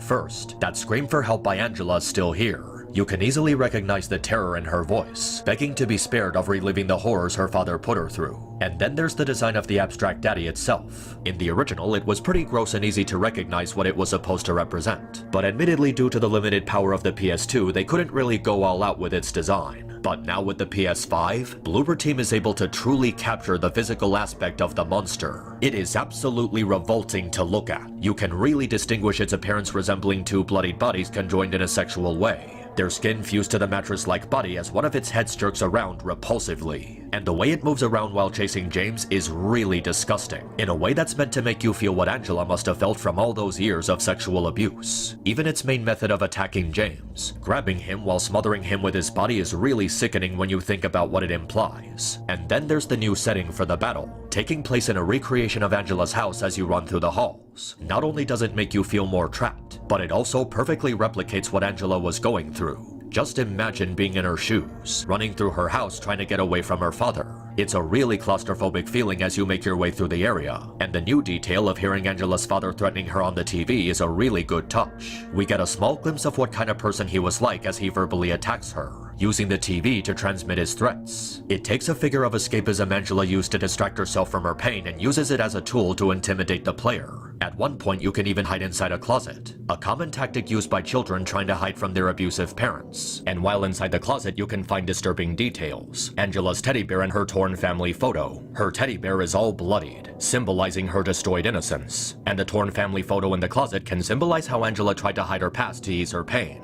A really good detail that displays how broken she is. And as you make your way through the ugly industrial complex, you can see those disgusting orifices from the original carried over, and they look just as nauseating as before. They might not have an object penetrating them like last time, but they're still absolutely repulsive. These bloody, dark red, gory depressions against the walls, symbolizing Angela's physical torture. With the way these things are designed, they could represent how rotten and filthy her let's call them her woman parts became from years of sexual abuse. And the actual boss fight itself is massively improved. Not only does it give you a lot more room to maneuver and avoid the monster, it creates a greater sense of trying to avoid the creature and distancing yourself from it as much as possible, much like Angela would try to. Unlike the original where I just spammed the shotgun, I was actually compelled to constantly run away from this thing while using the pistol to damage it from a safer distance. Like, I didn't want this thing anywhere near me. Just the thought of receiving damage from it made me feel uncomfortable. And Angela's breakdown after the battle is also really sad. You can practically hear it in her voice and see it in her body language. She's so far gone that nothing will ever make her feel better. Nothing that anyone does for her will ever make this okay. She is never going to move on from the vile, disgusting things her father put her through. Keep in mind, James and Angela experience things differently in Silent Hill, and we've only been seeing things from James' perspective. If it was this bad for him, I don't think I ever want to see Angela's perspective. It's just so deeply disgusting and sad seeing what's been done to this woman, and how it manifested into her deep-seated hatred for men.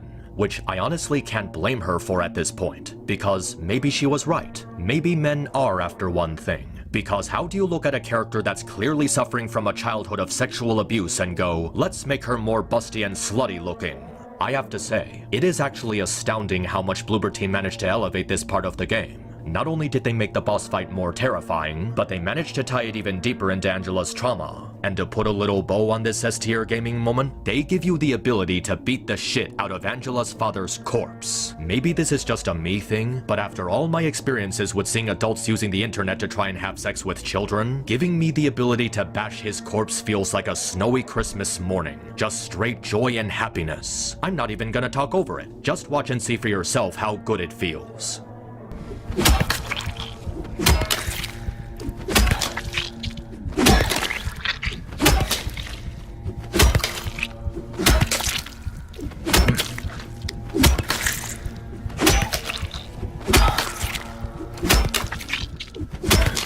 This is officially the best video game of 2024. How many other games this year gave you the ability to beat the body of a child predator? Okay, but in all seriousness, I cannot applaud Bloober Team enough for how amazing this portion of the remake is. I was extremely worried that they would heavily censor this part of the game, given the severity and delicate nature of sexual abuse. But they didn't hold back a single punch. They were just as straightforward, if not more so, than Team Silent, demonstrating the sickening severity of Angela's sexual abuse and how it affected her. Not only did they make it more shocking and depressing, but they made the player feel more involved in the horrors of her experiences, placing you in a realm resembling her childhood home to simulate the vulnerability she endured. All of these things are coupled with the very welcome additions like hearing her father's voice on the TV, and this ugly industrial complex with clockwork and pipelines making noises that emulate the bleakness of Angela's abuse. I didn't think it would be possible, but Bloober Team managed to knock this right out of the park, showing a lot of respect and maturity for how they portrayed Angela's backstory. It's the same as the original by demonstrating how the experience affected her without glorifying the sexual abuse, but it also adds so many other nasty details that make it more appalling. In fact, it's so good that I'm not even gonna reward it with 10 points. I'm gonna award the remake with 20 positive points for how outstanding this segment is. Great work on Bloober Team's part. They managed to impress me beyond my expectations and give us a fantastic version of an already strong moment from the original game.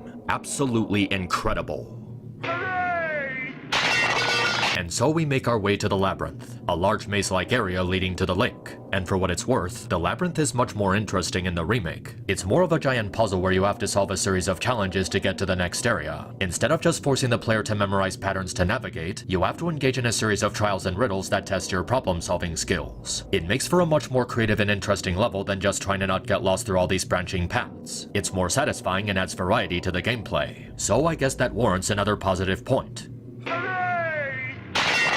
And so we continue until we finally come across that iconic scene. Yep, you know the one. When James comes face to face with Maria and is left in shock as to how she can still be alive after Pyramid Head killed her. Among the many scenes in Silent Hill 2, for many fans, this is the most iconic moment in the story. It was really scary because of how it revealed Maria's true nature to both James and the player. She was incredibly intimidating, and it was made better by the scene's use of lighting and cinematography. Getting a chance to recreate this iconic moment in gaming is a dream come true. Imagine the ways that it can transcend with today's technology. Bloober Team had one chance to pull this off and give us a scene that would be just as iconic as the original. And you know what, dear viewers? They actually didn't. Yeah, I'm not gonna sugarcoat it. This recreation of the jail scene is horrendously abysmal. Every single iconic aspect of the original is completely gone in favor of making it look more realistic. First, they removed those sinister shadows over Maria's eyes. That was a really important detail because it added to the sinister appearance she had in the cell.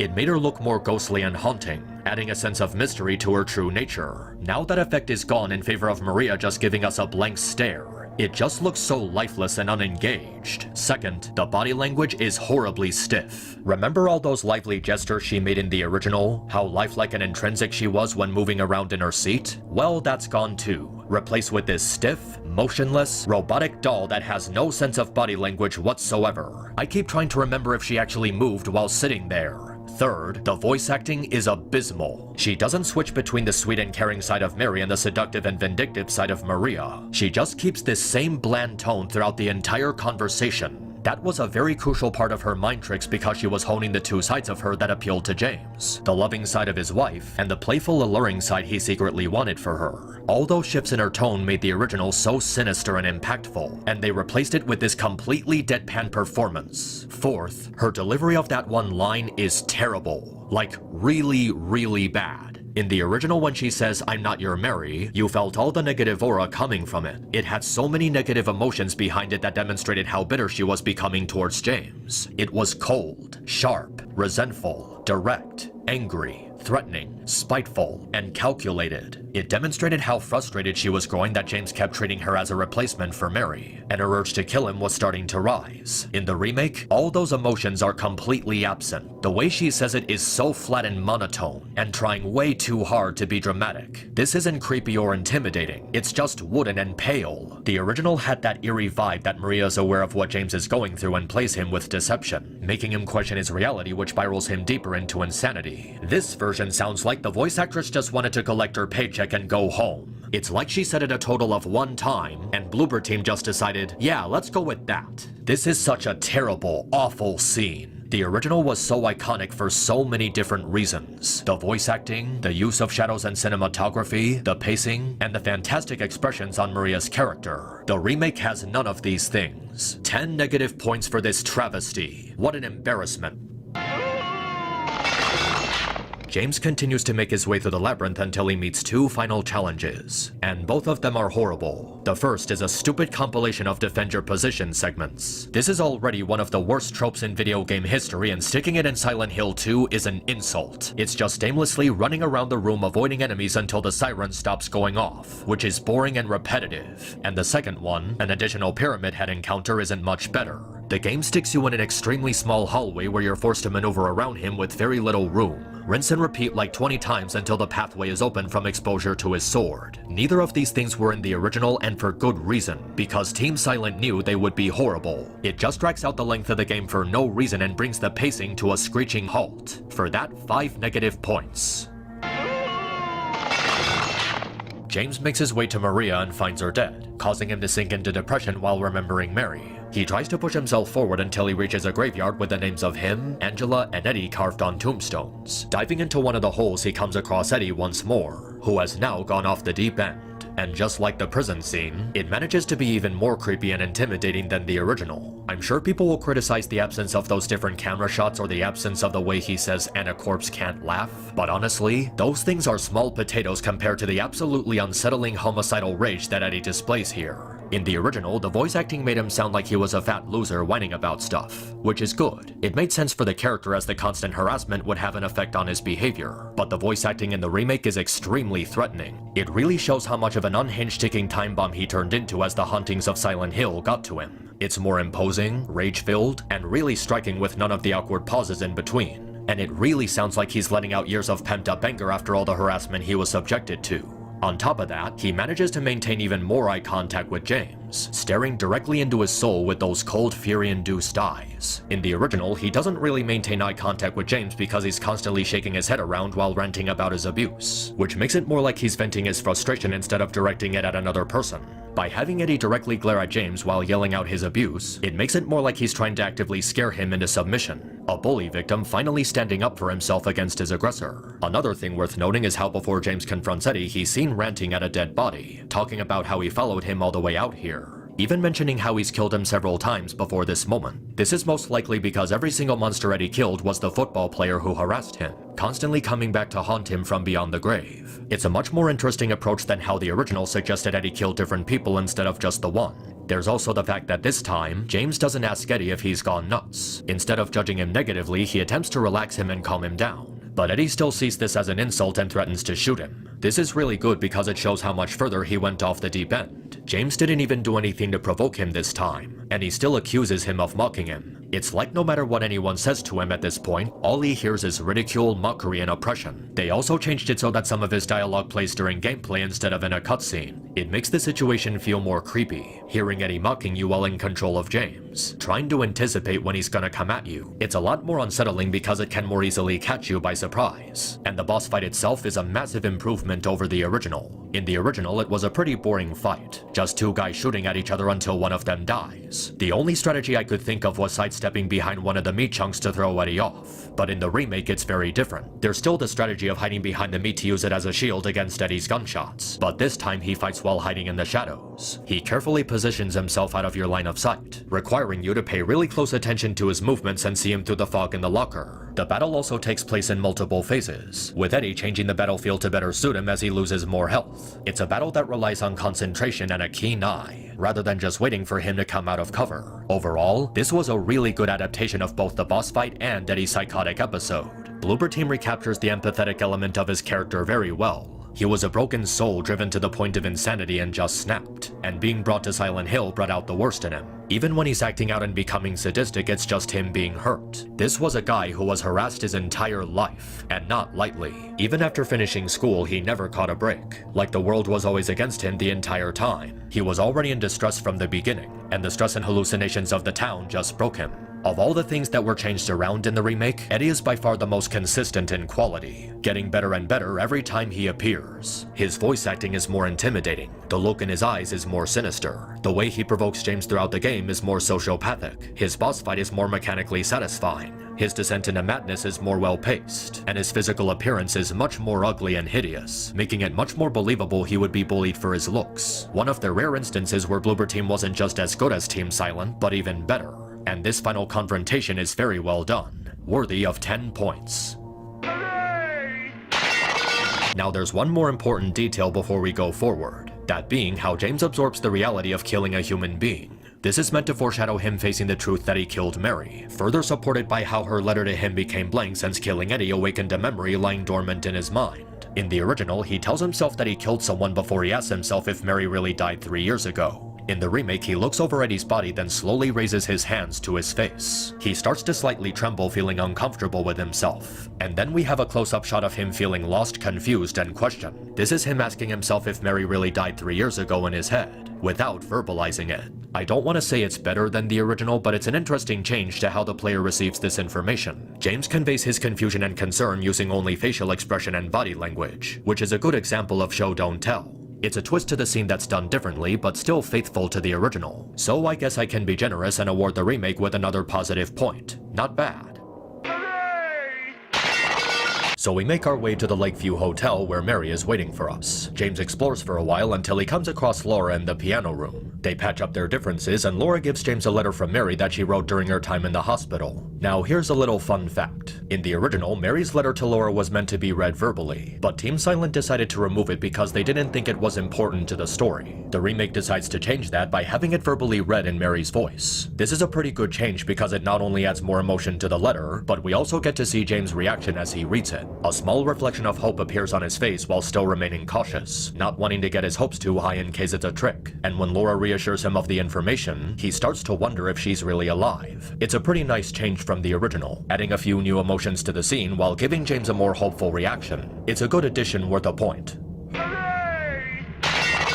Laura then leaves in search of a letter for James that she misplaced, leaving him to explore the hotel on his own. And I have to admit, Bloober Team did a really good job here. Not only is the level larger with more area to explore, but they also expanded on the puzzles to make them more elaborate. Every room, every outdoor location, every floor serves a practical purpose as the player searches for key items and solutions. It's a satisfying series of challenges that feel rewarding to complete the further you get into the level. On its own, this entire level could have been its own game, like a demo of the mansion from Resident Evil 1. The amount of detail and character that Bloober Team added to its environments is outstanding, even expanding on the basement segment and making it even more nerve-wracking than before. A fun level that deserves a point. So after completing all the puzzles and making our way to the hotel room, we finally have the classic twist we've been building up to. James plays the VHS revealing that he killed Mary by suffocating her with a pillow, leaving him to reflect on the reality of what he's done. So does it manage to be as good as the original?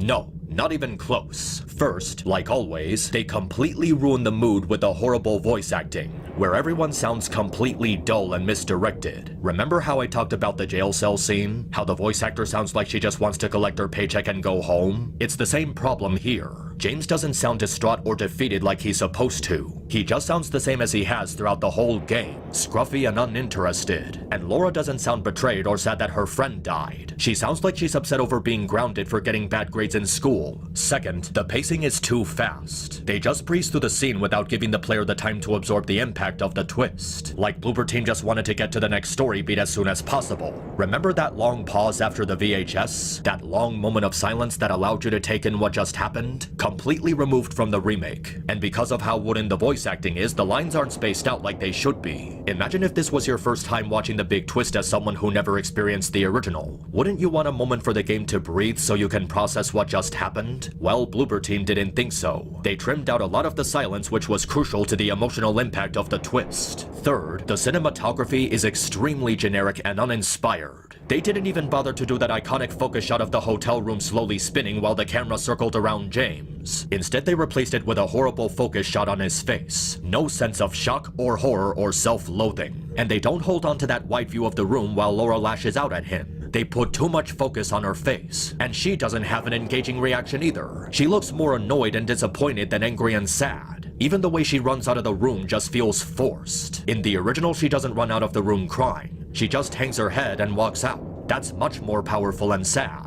In my original review, I talked about how Silent Hill 2 isn't like other games by respecting your time as a player. It held onto a moment of silence and allowed you to take in the atmosphere while processing a heavy twist. Well, the remake doesn't do that. It just shows the twist, puts out the dialogue, and then pushes the characters into the next story beat. Bloober Team has no grasp of the delicacy that went into the original scene, thinking that just playing dramatic music over it would make it automatically good. They don't use any of the subtle techniques that gripped you into it, and the voice acting is just so painfully flat. Negative 20 points for this incredibly poor adaptation of one of the most shocking twists of all time. What a travesty. James receives a message from Mary on the radio telling him to keep moving forward. He starts traveling through the rooms of the hotel and makes his way to the roof. And along the way, we are given what just might be the biggest fuck you I have ever seen from Konami. Forget erasing PT from existence. Forget the way they treated Kojima. Forget how they botched up Metal Gear Solid 5 by forcing it out with unfinished content. This is the biggest sin they've committed. Cutting out the headphone conversation between James and Mary's doctor, effectively erasing it from the story. The original had this hidden cutscene the player could find after the big twist, adding context to James' relationship with Mary and the complexity of the situation. It helped paint the dilemma as less black and white and showed how James deeply cared about Mary in spite of his resentment towards her. It also showed how broken he was becoming from how overwhelmed he felt by the knowledge of her inevitable death. It was also crucial to the story because this is where a psychosis got the idea she died 3 years ago. It was an amazing scene that added detail and layers to the story and characters. And these fucking Nimrods decided to just remove that from the plot, making it into a stupid collectible by turning the headphones into one of those glimpses of the past. This is absolute fucking garbage. Eddie's pizza line was one thing. That was just a silly meme that got blown out of proportion by the fandom. But this, cutting out one of the most crucial pieces of the story and making it a meaningless Easter egg, that is actually offensive. I'm not giving this 10 negative points, not even 20 negative points. I am giving this dog shit 30 negative points. This is an absolute disgrace to both Silent Hill 2 fans and the original game itself. James continues to make his way through the hotel until he comes across Angela one more time. He meets her in a burning staircase as they have one last conversation before she disappears into the fire. Now, I was very proud of Bloober Team with the Abstract Daddy segment. It was amazing how they adapted that part of the game and didn't hold back any punches in showing the brutality of Angela's backstory. But I have to rip into them again because the way they handle this scene is so weak compared to the original. Like always, the voice acting is incredibly stale. Angela just sounds so pale and unengaging, unlike the original who had more variety to her fluctuation. It sounds like she's saying these lines after a caffeine crash, with no hint of emotion to anything she's saying. The original just puts so much more effort into making the voice sound lifelike, making them emote and add to the dreamlike atmosphere of the town. Making the characters sound monotone all the time just takes away from the surreal feeling the original left you with. Even worse, they took away all the clever techniques and details that make the scene more heartbreaking. Remember that POV shot when Angela was asking James if he could heal her pain? How she was asking that question to not just James but also the player? It was done as a way to mock people who think they can help Angela who's completely broken beyond fixing, scoffing at the idea that the player could do anything to change her fate. And they also got rid of the mockery in her tone, which was supposed to address how foolish you are. That was a really important detail because she wasn't just mocking James and the player, she was also mocking herself. Angela did wish for help and a part of her was still wishing that someone could heal her, but she realizes how it's just wishful thinking and how she was fooling herself. And they also don't have James hanging his head in shame after Angela says, "That's what I thought." That was a good detail because it shows how much pain James was causing to himself by developing a savior complex. He pities Angela and wishes he could do something for her, but deep down he knows she's right. At this point there's nothing he can do for her, and even if there was, he's not qualified to help her because of his own broken mind. They also removed James telling Angela how he would never kill himself, which detailed how broken he became after he faced the reality of his sin. Oh sure, he won't kill himself, but that won't stop him from killing other people. And finally, they removed the ability to take control of James and watch Angela disappear into the fire. You're not even allowed to try and re-enter the room. That was an extremely powerful detail in the original because it hammered in how hopeless the situation was. As you retake control of James, there's a part of you that wants to try and walk through the fire, to stop Angela from disappearing, to take her with James and help her start a new life. But no matter how much you want to help her, it's completely out of your hands. There's nothing that you can do for her, and all you can do is accept it and move on. Instead, the cutscene just ends with James turning away and walking out of the room. It removes the sense of hopelessness that was given to the player by making it less interactive. The original game allowed you to interact with the burning staircase, but now it's just a cutscene. It's another example of Bloober Team just wanting to rush to the next story point, not giving the player the chance to take in what they're experiencing. Overall, this is incredibly lame and just not satisfying compared to the original. The voice acting is weaker, the cinematography is weaker, and the impact it leaves is weaker. For that it gets 10 negative points. James makes his way through what's left of the hotel, eventually coming face to face with two pyramid heads about to execute Maria. Leave her alone! Leave us both the hell alone! Oh, come on, guy, is this really the best you can do? Look, I've been doing my best to remain respectful to this actor, but you're about to witness a woman resembling your late wife be horribly butchered by monsters manifested from your self-loathing. I think you can afford to break your monotone for a moment.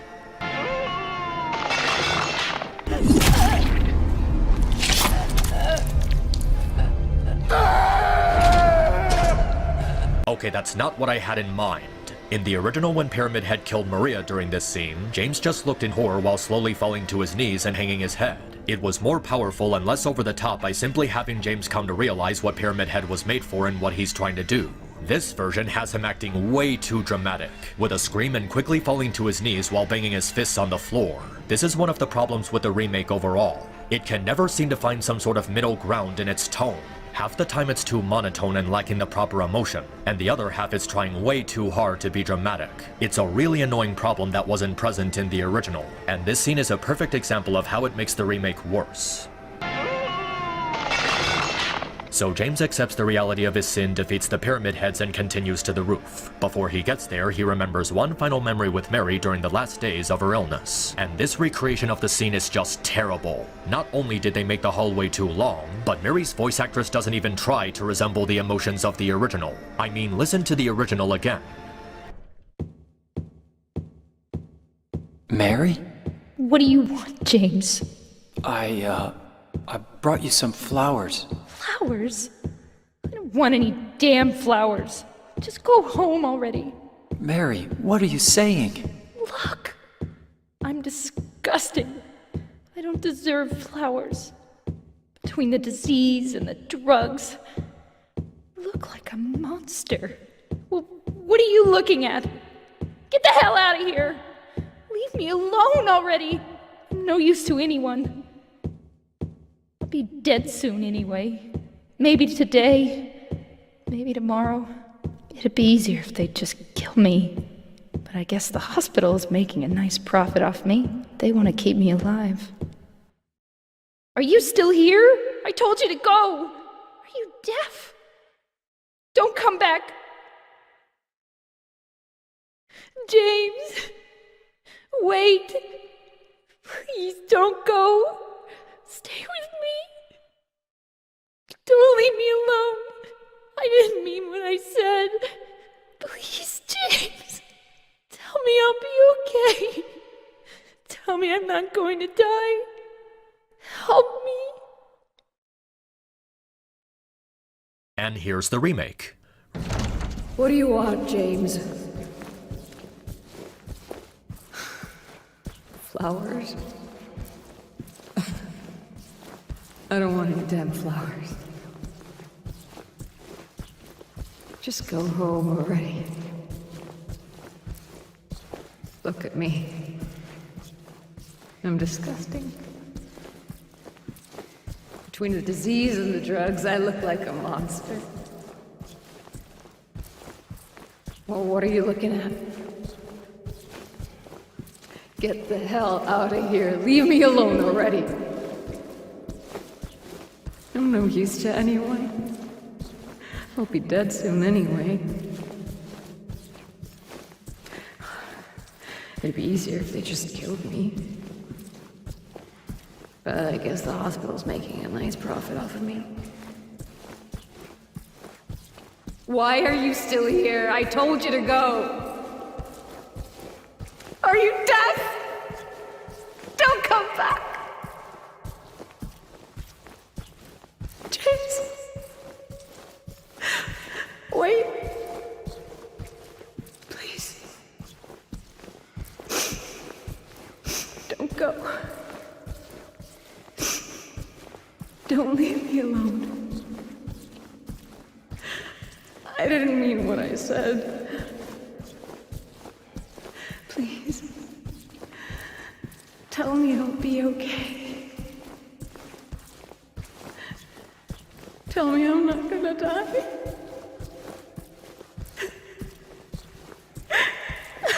Help me.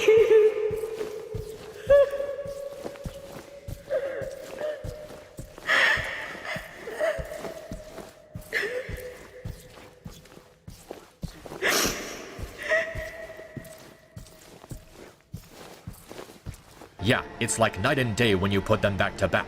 Mary in the remake does not sound at all like she's supposed to. The desperation, fear, guilt, trying to bargain with her impending death, panicking while begging for James to stay with her, all of those complex emotions are completely gone. They just added some crying at the end of it and called it a day. The remake just sounds like she's acting it out while the original actually broke down crying, which made her performance much more authentic. The remake just comes across as being too dramatic, instead of replicating what Mary was feeling as she was dying. This is the emotional climax of the story and they just made it so bland. 20 negative points. There is no excuse for messing this up so badly. James makes his way to the rooftop and depending on the player's actions determines if you fight Mary or Maria. Now the Maria path isn't too different from how it plays out in the original. It's fairly by the numbers when you put them back to back. But what's really interesting is the final boss battle if you take the leave or in water path. It begins with James and Maria, now taking Mary's form, embracing as Maria believes they can now be together forever. But after a moment of bliss, James once again faces the reality of his situation. He steps back and confronts Maria face to face. He tells her that he knows she tried her best, but Mary was gone and she was never coming back. Maria tries one last time to persuade James to stay with her, but James tells her that they have to let go. Unable to accept her fate, Maria decides to kill James so the two can be together in death. Now this is a really big improvement. In the original, James went up to the roof with the full intention of fighting Maria and putting an end to her, dismissing how she's potentially a sentient being and just wanting the nightmare to end. But in the remake, James sympathizes with Maria deeply, knowing what she was made for and wanting her to understand that the best thing for both of them is to move on. In spite of everything that happened, he holds no malice towards her, acknowledging that he's to blame for her pain. He knows that everything is his fault, and he's trying to do what he believes will end their suffering. But Maria is so desperate to be accepted by James as it's the only thing she was made for, and they surprisingly made her more sympathetic. This time she doesn't scold him by saying she'll never yell at him and make him feel bad. She tries to reassure James how she's alive and here for him. The way she softly places her hands on his face while reassuring him that she can give him a better life has a genuine touch to it. She feels more soft and tender, like she really just wanted to be with James. Even when she tells James she can't let him go, there's a really sad hint in her tone as she says it. She has nothing else to cling to, no other reason for living. It really shows how tragic of a character she is, forced into a fate she never asked for. The final talk between the two before the battle has much more character behind it, adding another layer of complexity to their relationship. It's more personal and bittersweet, and it shows James having sympathy for Maria, knowing that this was never something she wanted. It has a really good mix of drama, tension, and melancholy, making it a much more final confrontation between the two. It's a really great change from the original, one that's definitely worth 10 points. And from there it's pretty straightforward. You get one of 3 different endings depending on your actions throughout your playthrough while Mary reads her letter to James. But there are some interesting additions to each ending. The leave ending shows James and Laura reconciling as we get some really good shots of the atmosphere in the town. It's more visually interesting than a still shot of the graveyard, and it shows how the two made up instead of just randomly having Laura appear for no reason.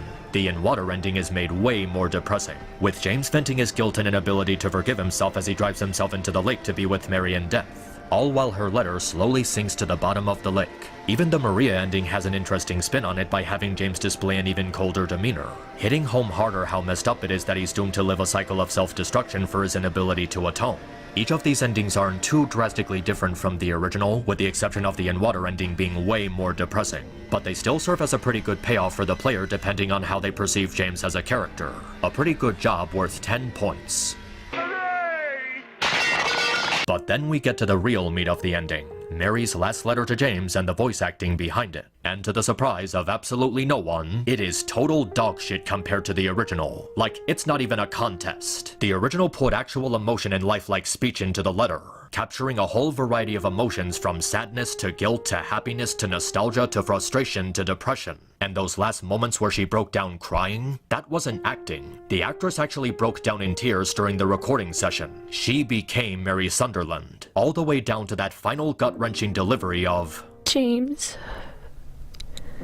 you made me happy. In comparison, the remake is, once again, trying too hard to be dramatic, resulting in her delivery being monotone. This is an inexcusable blunder of epic proportions. The reading of Mary's letter, regardless of what ending you get, is the emotional core of the entire game. It's the culmination of everything the story was building up to, and the remake ruins it. It's just like 90% of the rest of the voice acting in this game, scruffy and tired, with no genuine emotion behind it. That is worth a whopping negative 20 points. Completely inexcusable. But with that said, there's still a few more things to go into. New Game Plus gives the player access to all new endings they didn't have access to before. And I have to give Bloober Team credit. They actually included everything on release day instead of making it part of paid DLC or some stupid season pass. They included the Rebirth ending, the UFO ending, and yes, they even included the dog ending. Those magnificent bastards even included the classic dog song for the credits. This is really good stuff, and it's definitely worth 10 positive points. This wasn't something that Bloober Team needed to do, but they did it anyway, and I'm so glad they did. But there's still 2 more things to go. 2 brand new endings exclusive to the remake. The first being the Bliss ending, where James gets transported into the VHS where he gets to be with Mary in a blissful dream. It's a little weird, but I'll give it credit for being something unique. It could be possible that James did something to transfer his soul into the VHS. He repressed what he did so thoroughly that he permanently trapped himself in a deluded fantasy of being with Mary again. Living in a delusion, never progressing. It's sort of creepy but also bittersweet that James gets to be with Mary, trapped in a dream like he wanted. A good bonus ending worth a point. But that's nothing compared to the Stillness ending. A new ending so stunning and emotionally moving that I'd go so far as to say that it's become my new favorite ending, both remake and original-wise. It starts off similarly to the In Water ending, James venting about his guilt and wanting to die to be with Maria in death. But then something happens, something completely unexpected. I can't forgive myself for what I've done. I know.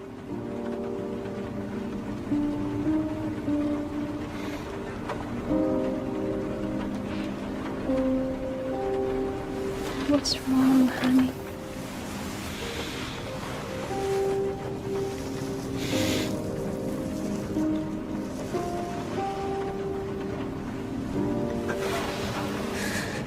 I miss you so much.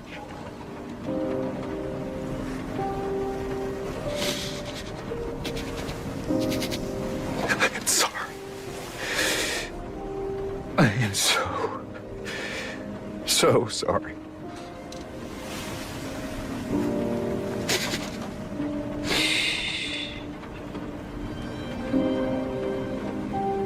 It's okay.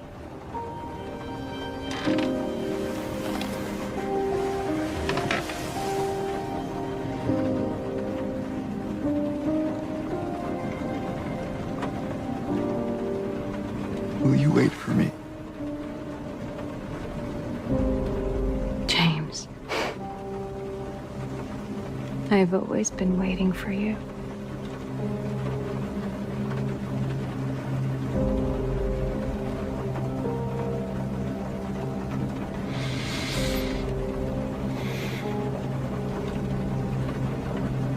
And with that, James takes a moment to stare at Mary's letter. He has a moment of hesitation, and then starts the engine to his car. But if you listen closely, you'll hear some differences in the background. You can make out the sound of a car door opening, with the rain outside being louder and easier to make out. Then you hear the car crash into the lake and sink into the bottom.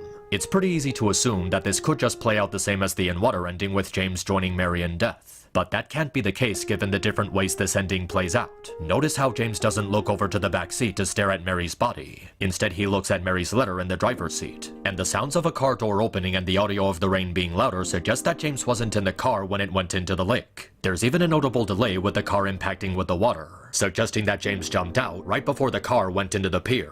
The only logical explanation is that in that brief moment, James was able to overcome his need to punish himself, choosing instead to live on in Mary's memory. Maybe he took the moment to read the letter after Mary told him she was always waiting, giving him the motivation he needed to hang on to life. So this could be seen as a mix of both the leave and in water ending, maintaining James clinging to his guilt and wanting to be with Mary in death, but at the same time, James finding the strength to go on with his life. Maybe he went on to look for Laura, and even adopt her like in the original Leave ending. Maybe he tries to start a new life on his own, going into hiding and trying to find something else to give his life purpose. It's a nice bit of ambiguity, not fully disclosing what happens and allowing the player to come to their own conclusion. It's an ending that manages to capture that authentic sense of emotion, even having James break down crying. Something that he never did before, not even in the original. All the experiences he went through combined with his guilt finally got to him, allowing him to let it all out. This is the most emotion we've ever seen from James, allowing his humanity to truly peek through, demonstrating his desire to do right by Mary, even though he may never forgive himself. It really hits home how James' love for Mary was genuine, and how the things that drove him to killing her were a result of fatigue and depression.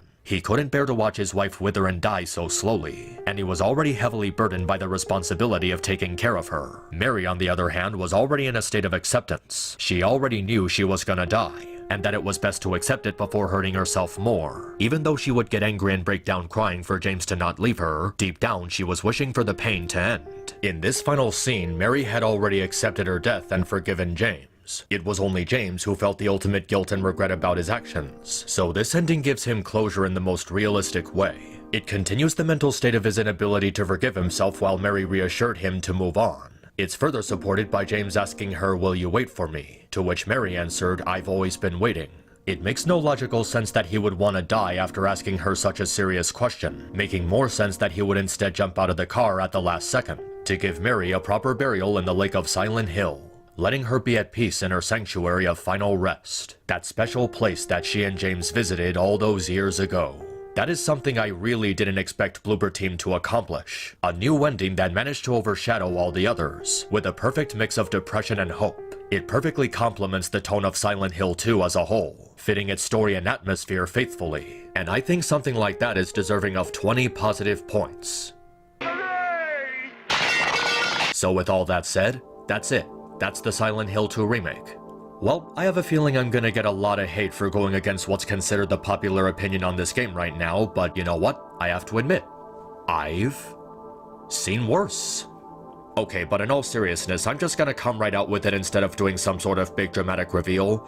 Honestly, I'm really not too keen on this remake. There's a lot of things in here that are done much better than in the original, but there's also a lot of things that are just not. Regardless of all the updates they made to gameplay, atmosphere, level design, sound effects, and music, it's just not enough to make up for all the horrible changes they made to the story, voice acting, cinematography, and pacing of the plot. It is interesting how they managed to make Eddie more disgusting and sinister, and the abstract Eddie segment is way more shocking and impactful, but this comes at the expense of the characters of James and basically every other character in the main cast. There's so many scenes throughout the remake that are not only not as good as the original, but done so badly with no proper expression, thematic depth, or understanding of the source material. And that's before factoring in the clunky combat being forced on you, unlike the original where it was possible to run past everything. One of the most common criticisms of the original is how horrible the voice acting is, and this is a criticism dished out by absolute fucking morons. The voice acting in the original is sublime, because everyone sounds exactly how they're supposed to sound given their PTSD. They're suffering from trauma and they're trapped in an awkward dreamlike fantasy realm that embodies their worst fears. Through that, they were able to express a large variety of emotion. There were so many different avenues with how they interacted with each other. They sounded lost and trapped and unstable from their experiences. The voice acting in the original wasn't trying to be dramatic. It was trying to be lifelike, and it ended up being so much better off for that. Bloober Team didn't get the memo with this one because they directed all the voice actors to sound almost identical to each other in tone. All of the characters with the exception of Eddie just sound really tired and unengaged with their situations, as if they just woke up out of bed without drinking their coffee, and I really do believe that James is the worst example of this. They took away all the emotion and sensation the character had in the original, and just made him sound like a less enthusiastic Liam Neeson. There's really no other way to describe it except bored and pale. They didn't even try to make him sound just a little bit awkward. His voice acting has all the depth of a mashed potato. If you're going to make your video game story-driven, then voice acting is going to be one of the most integral pieces of your product. And Bloober Team just doesn't understand the importance of the voice acting from the original. A lot of the cinematography is also horribly butchered. Team Silent used very specific techniques to enthrall people into their story. The use of the camera was unlike anything else at the time because it wasn't trying to be a big Hollywood blockbuster. It was a deep dive into the disturbed psychosis of the characters and how the supernatural elements of Silent Hill warped their behavior. So many of the original's most iconic moments are remembered specifically for how they were shot and choreographed. James reminiscing about how he and Mary used to stare at the lake, James meeting Angela in the graveyard, James' first encounter with Maria, the bowling alley, the jail cell scene, the burning staircase with Angela, James accepting his sin while facing Pyramid Head, the shocking twist after James played the VHS tape, all of which had so many unique perspectives that allowed the atmosphere to sink in. Bloober Team doesn't have any of these things. They just wanted to make the game look like a big Hollywood production, trying to look serious and dramatic while completely dismissing how Team Silent told the story visually. Because of that, there's no uniqueness to the visual aspect of the cutscenes. It's just MCU wannabe number 49. The pacing also doesn't feel right. Many of the scenes are too fast, upsetting the rhythm of how events play out and how they fit in the rest of the story. The worst one was definitely the big plot twist. That scene was very carefully paced to allow the player to absorb the gravity of what just happened. The long moments of silence, the interactions between James and Laura, even the way she slowly hangs her head before walking out of the room. It was done that way to prevent the player from feeling overwhelmed and let them process the shock alongside James. The remake doesn't have any of these elements, making the scene go by too quickly, which ruins the emotional impact it's supposed to convey. And the worst thing of all is that on top of the terrible voice acting, boring cinematography, and awkward pacing, Bloober Team felt the need to needlessly change or outright cut content from the original story. The pizza line, the headphone scene, James' interactions with Laura, James' first interaction with Maria, James in the elevator after Maria's first death, the hallway memory before the final boss, the reading of Mary's letter, all of which are done so horribly when compared to a video game that's over 20 years old. And those are just from the top of my head. Any positive changes to the story that Bloober Team made are very few and very far between. To the point that I'm not fully convinced that the good content is worth some of the original's most iconic scenes being butchered. I'm sure a lot of people are taking this as me saying Silent Hill 2 Remake is bad, but that's really not true. I'm not gonna say it's a bad game because it still has a lot of good qualities. On its own, it is a well-made game that does plenty of things right, but you have to understand, Silent Hill 2 Remake isn't just some remake of an old game. It's a game trying to recapture the impact of one of the most inspired works of art in the history of the human race. It's not the same as Resident Evil 4 or Dead Space, which were celebrated for their gameplay and how they revolutionized third-person camera games. Silent Hill 2 is a game that's celebrated for its story, themes, subject matter, how it tackles extremely dark and disgusting topics that are very hard to handle delicately, voice acting, cinematography, pacing, atmosphere, and how it communicates to people suffering from trauma. When compared to the original, the remake fails in every aspect to recapture that impact, and it was never going to. Silent Hill 2 has already been hailed for so long as a one-of-a-kind game. Lightning in a bottle, something that can't be improved because it was already perfect. You can't recreate something like that, no matter how hard you try. And I'm sure there's a lot of people who will ask, oh well, what if the remake was done by someone else? What if it was by someone more skilled than Bloober Team or someone with a better understanding of the source material? But that wouldn't make any difference. Whether this game was remade by Capcom or Sucker Punch or even the original Team Silent, Silent Hill 2 was already universally cemented as an untouchable monolith. It was never gonna be topped. And even so, what would be the point of remaking Silent Hill 2 now? We already have a remake of it, and it's very unlikely that a remake of this caliber is ever gonna be done again. There's really no point in trying again, because if Bloober Team's remake is anything to go by, I was right about my previous statement, that Silent Hill 2 can never be remade. I'm not saying the remake is a bad game. In fact, on its own, it's fairly good. I may still play it once in a while if I have nothing else to do, if I'm bored, or if I really just want to try and get the platinum trophy. But this isn't one of those games that I'm religiously gonna come back to, especially when I already have the original in my possession and the original is infinitely better. I suppose if you're just really curious about experiencing it for yourself and seeing if it's up your alley, I'd say check it out, but after a price drop of some sort. On that note, thank you for watching my video from beginning to end. Even if it's not a lot, I really appreciate people who value my contribution to media criticism. For those who are interested, I'm currently working on setting up a community for people who are interested in my content. I have some ideas for how to do it, but I want to hold off until I have the safety hazards covered. But if you just want to support me, feel free to check out my Patreon. If you donate $1 a month, your name will be featured at the end of future reviews. I'm not asking for a lot, just $1 will do. I just want to know that there are people out there who genuinely care about my work. Thanks again for watching, and until next time, stay cool.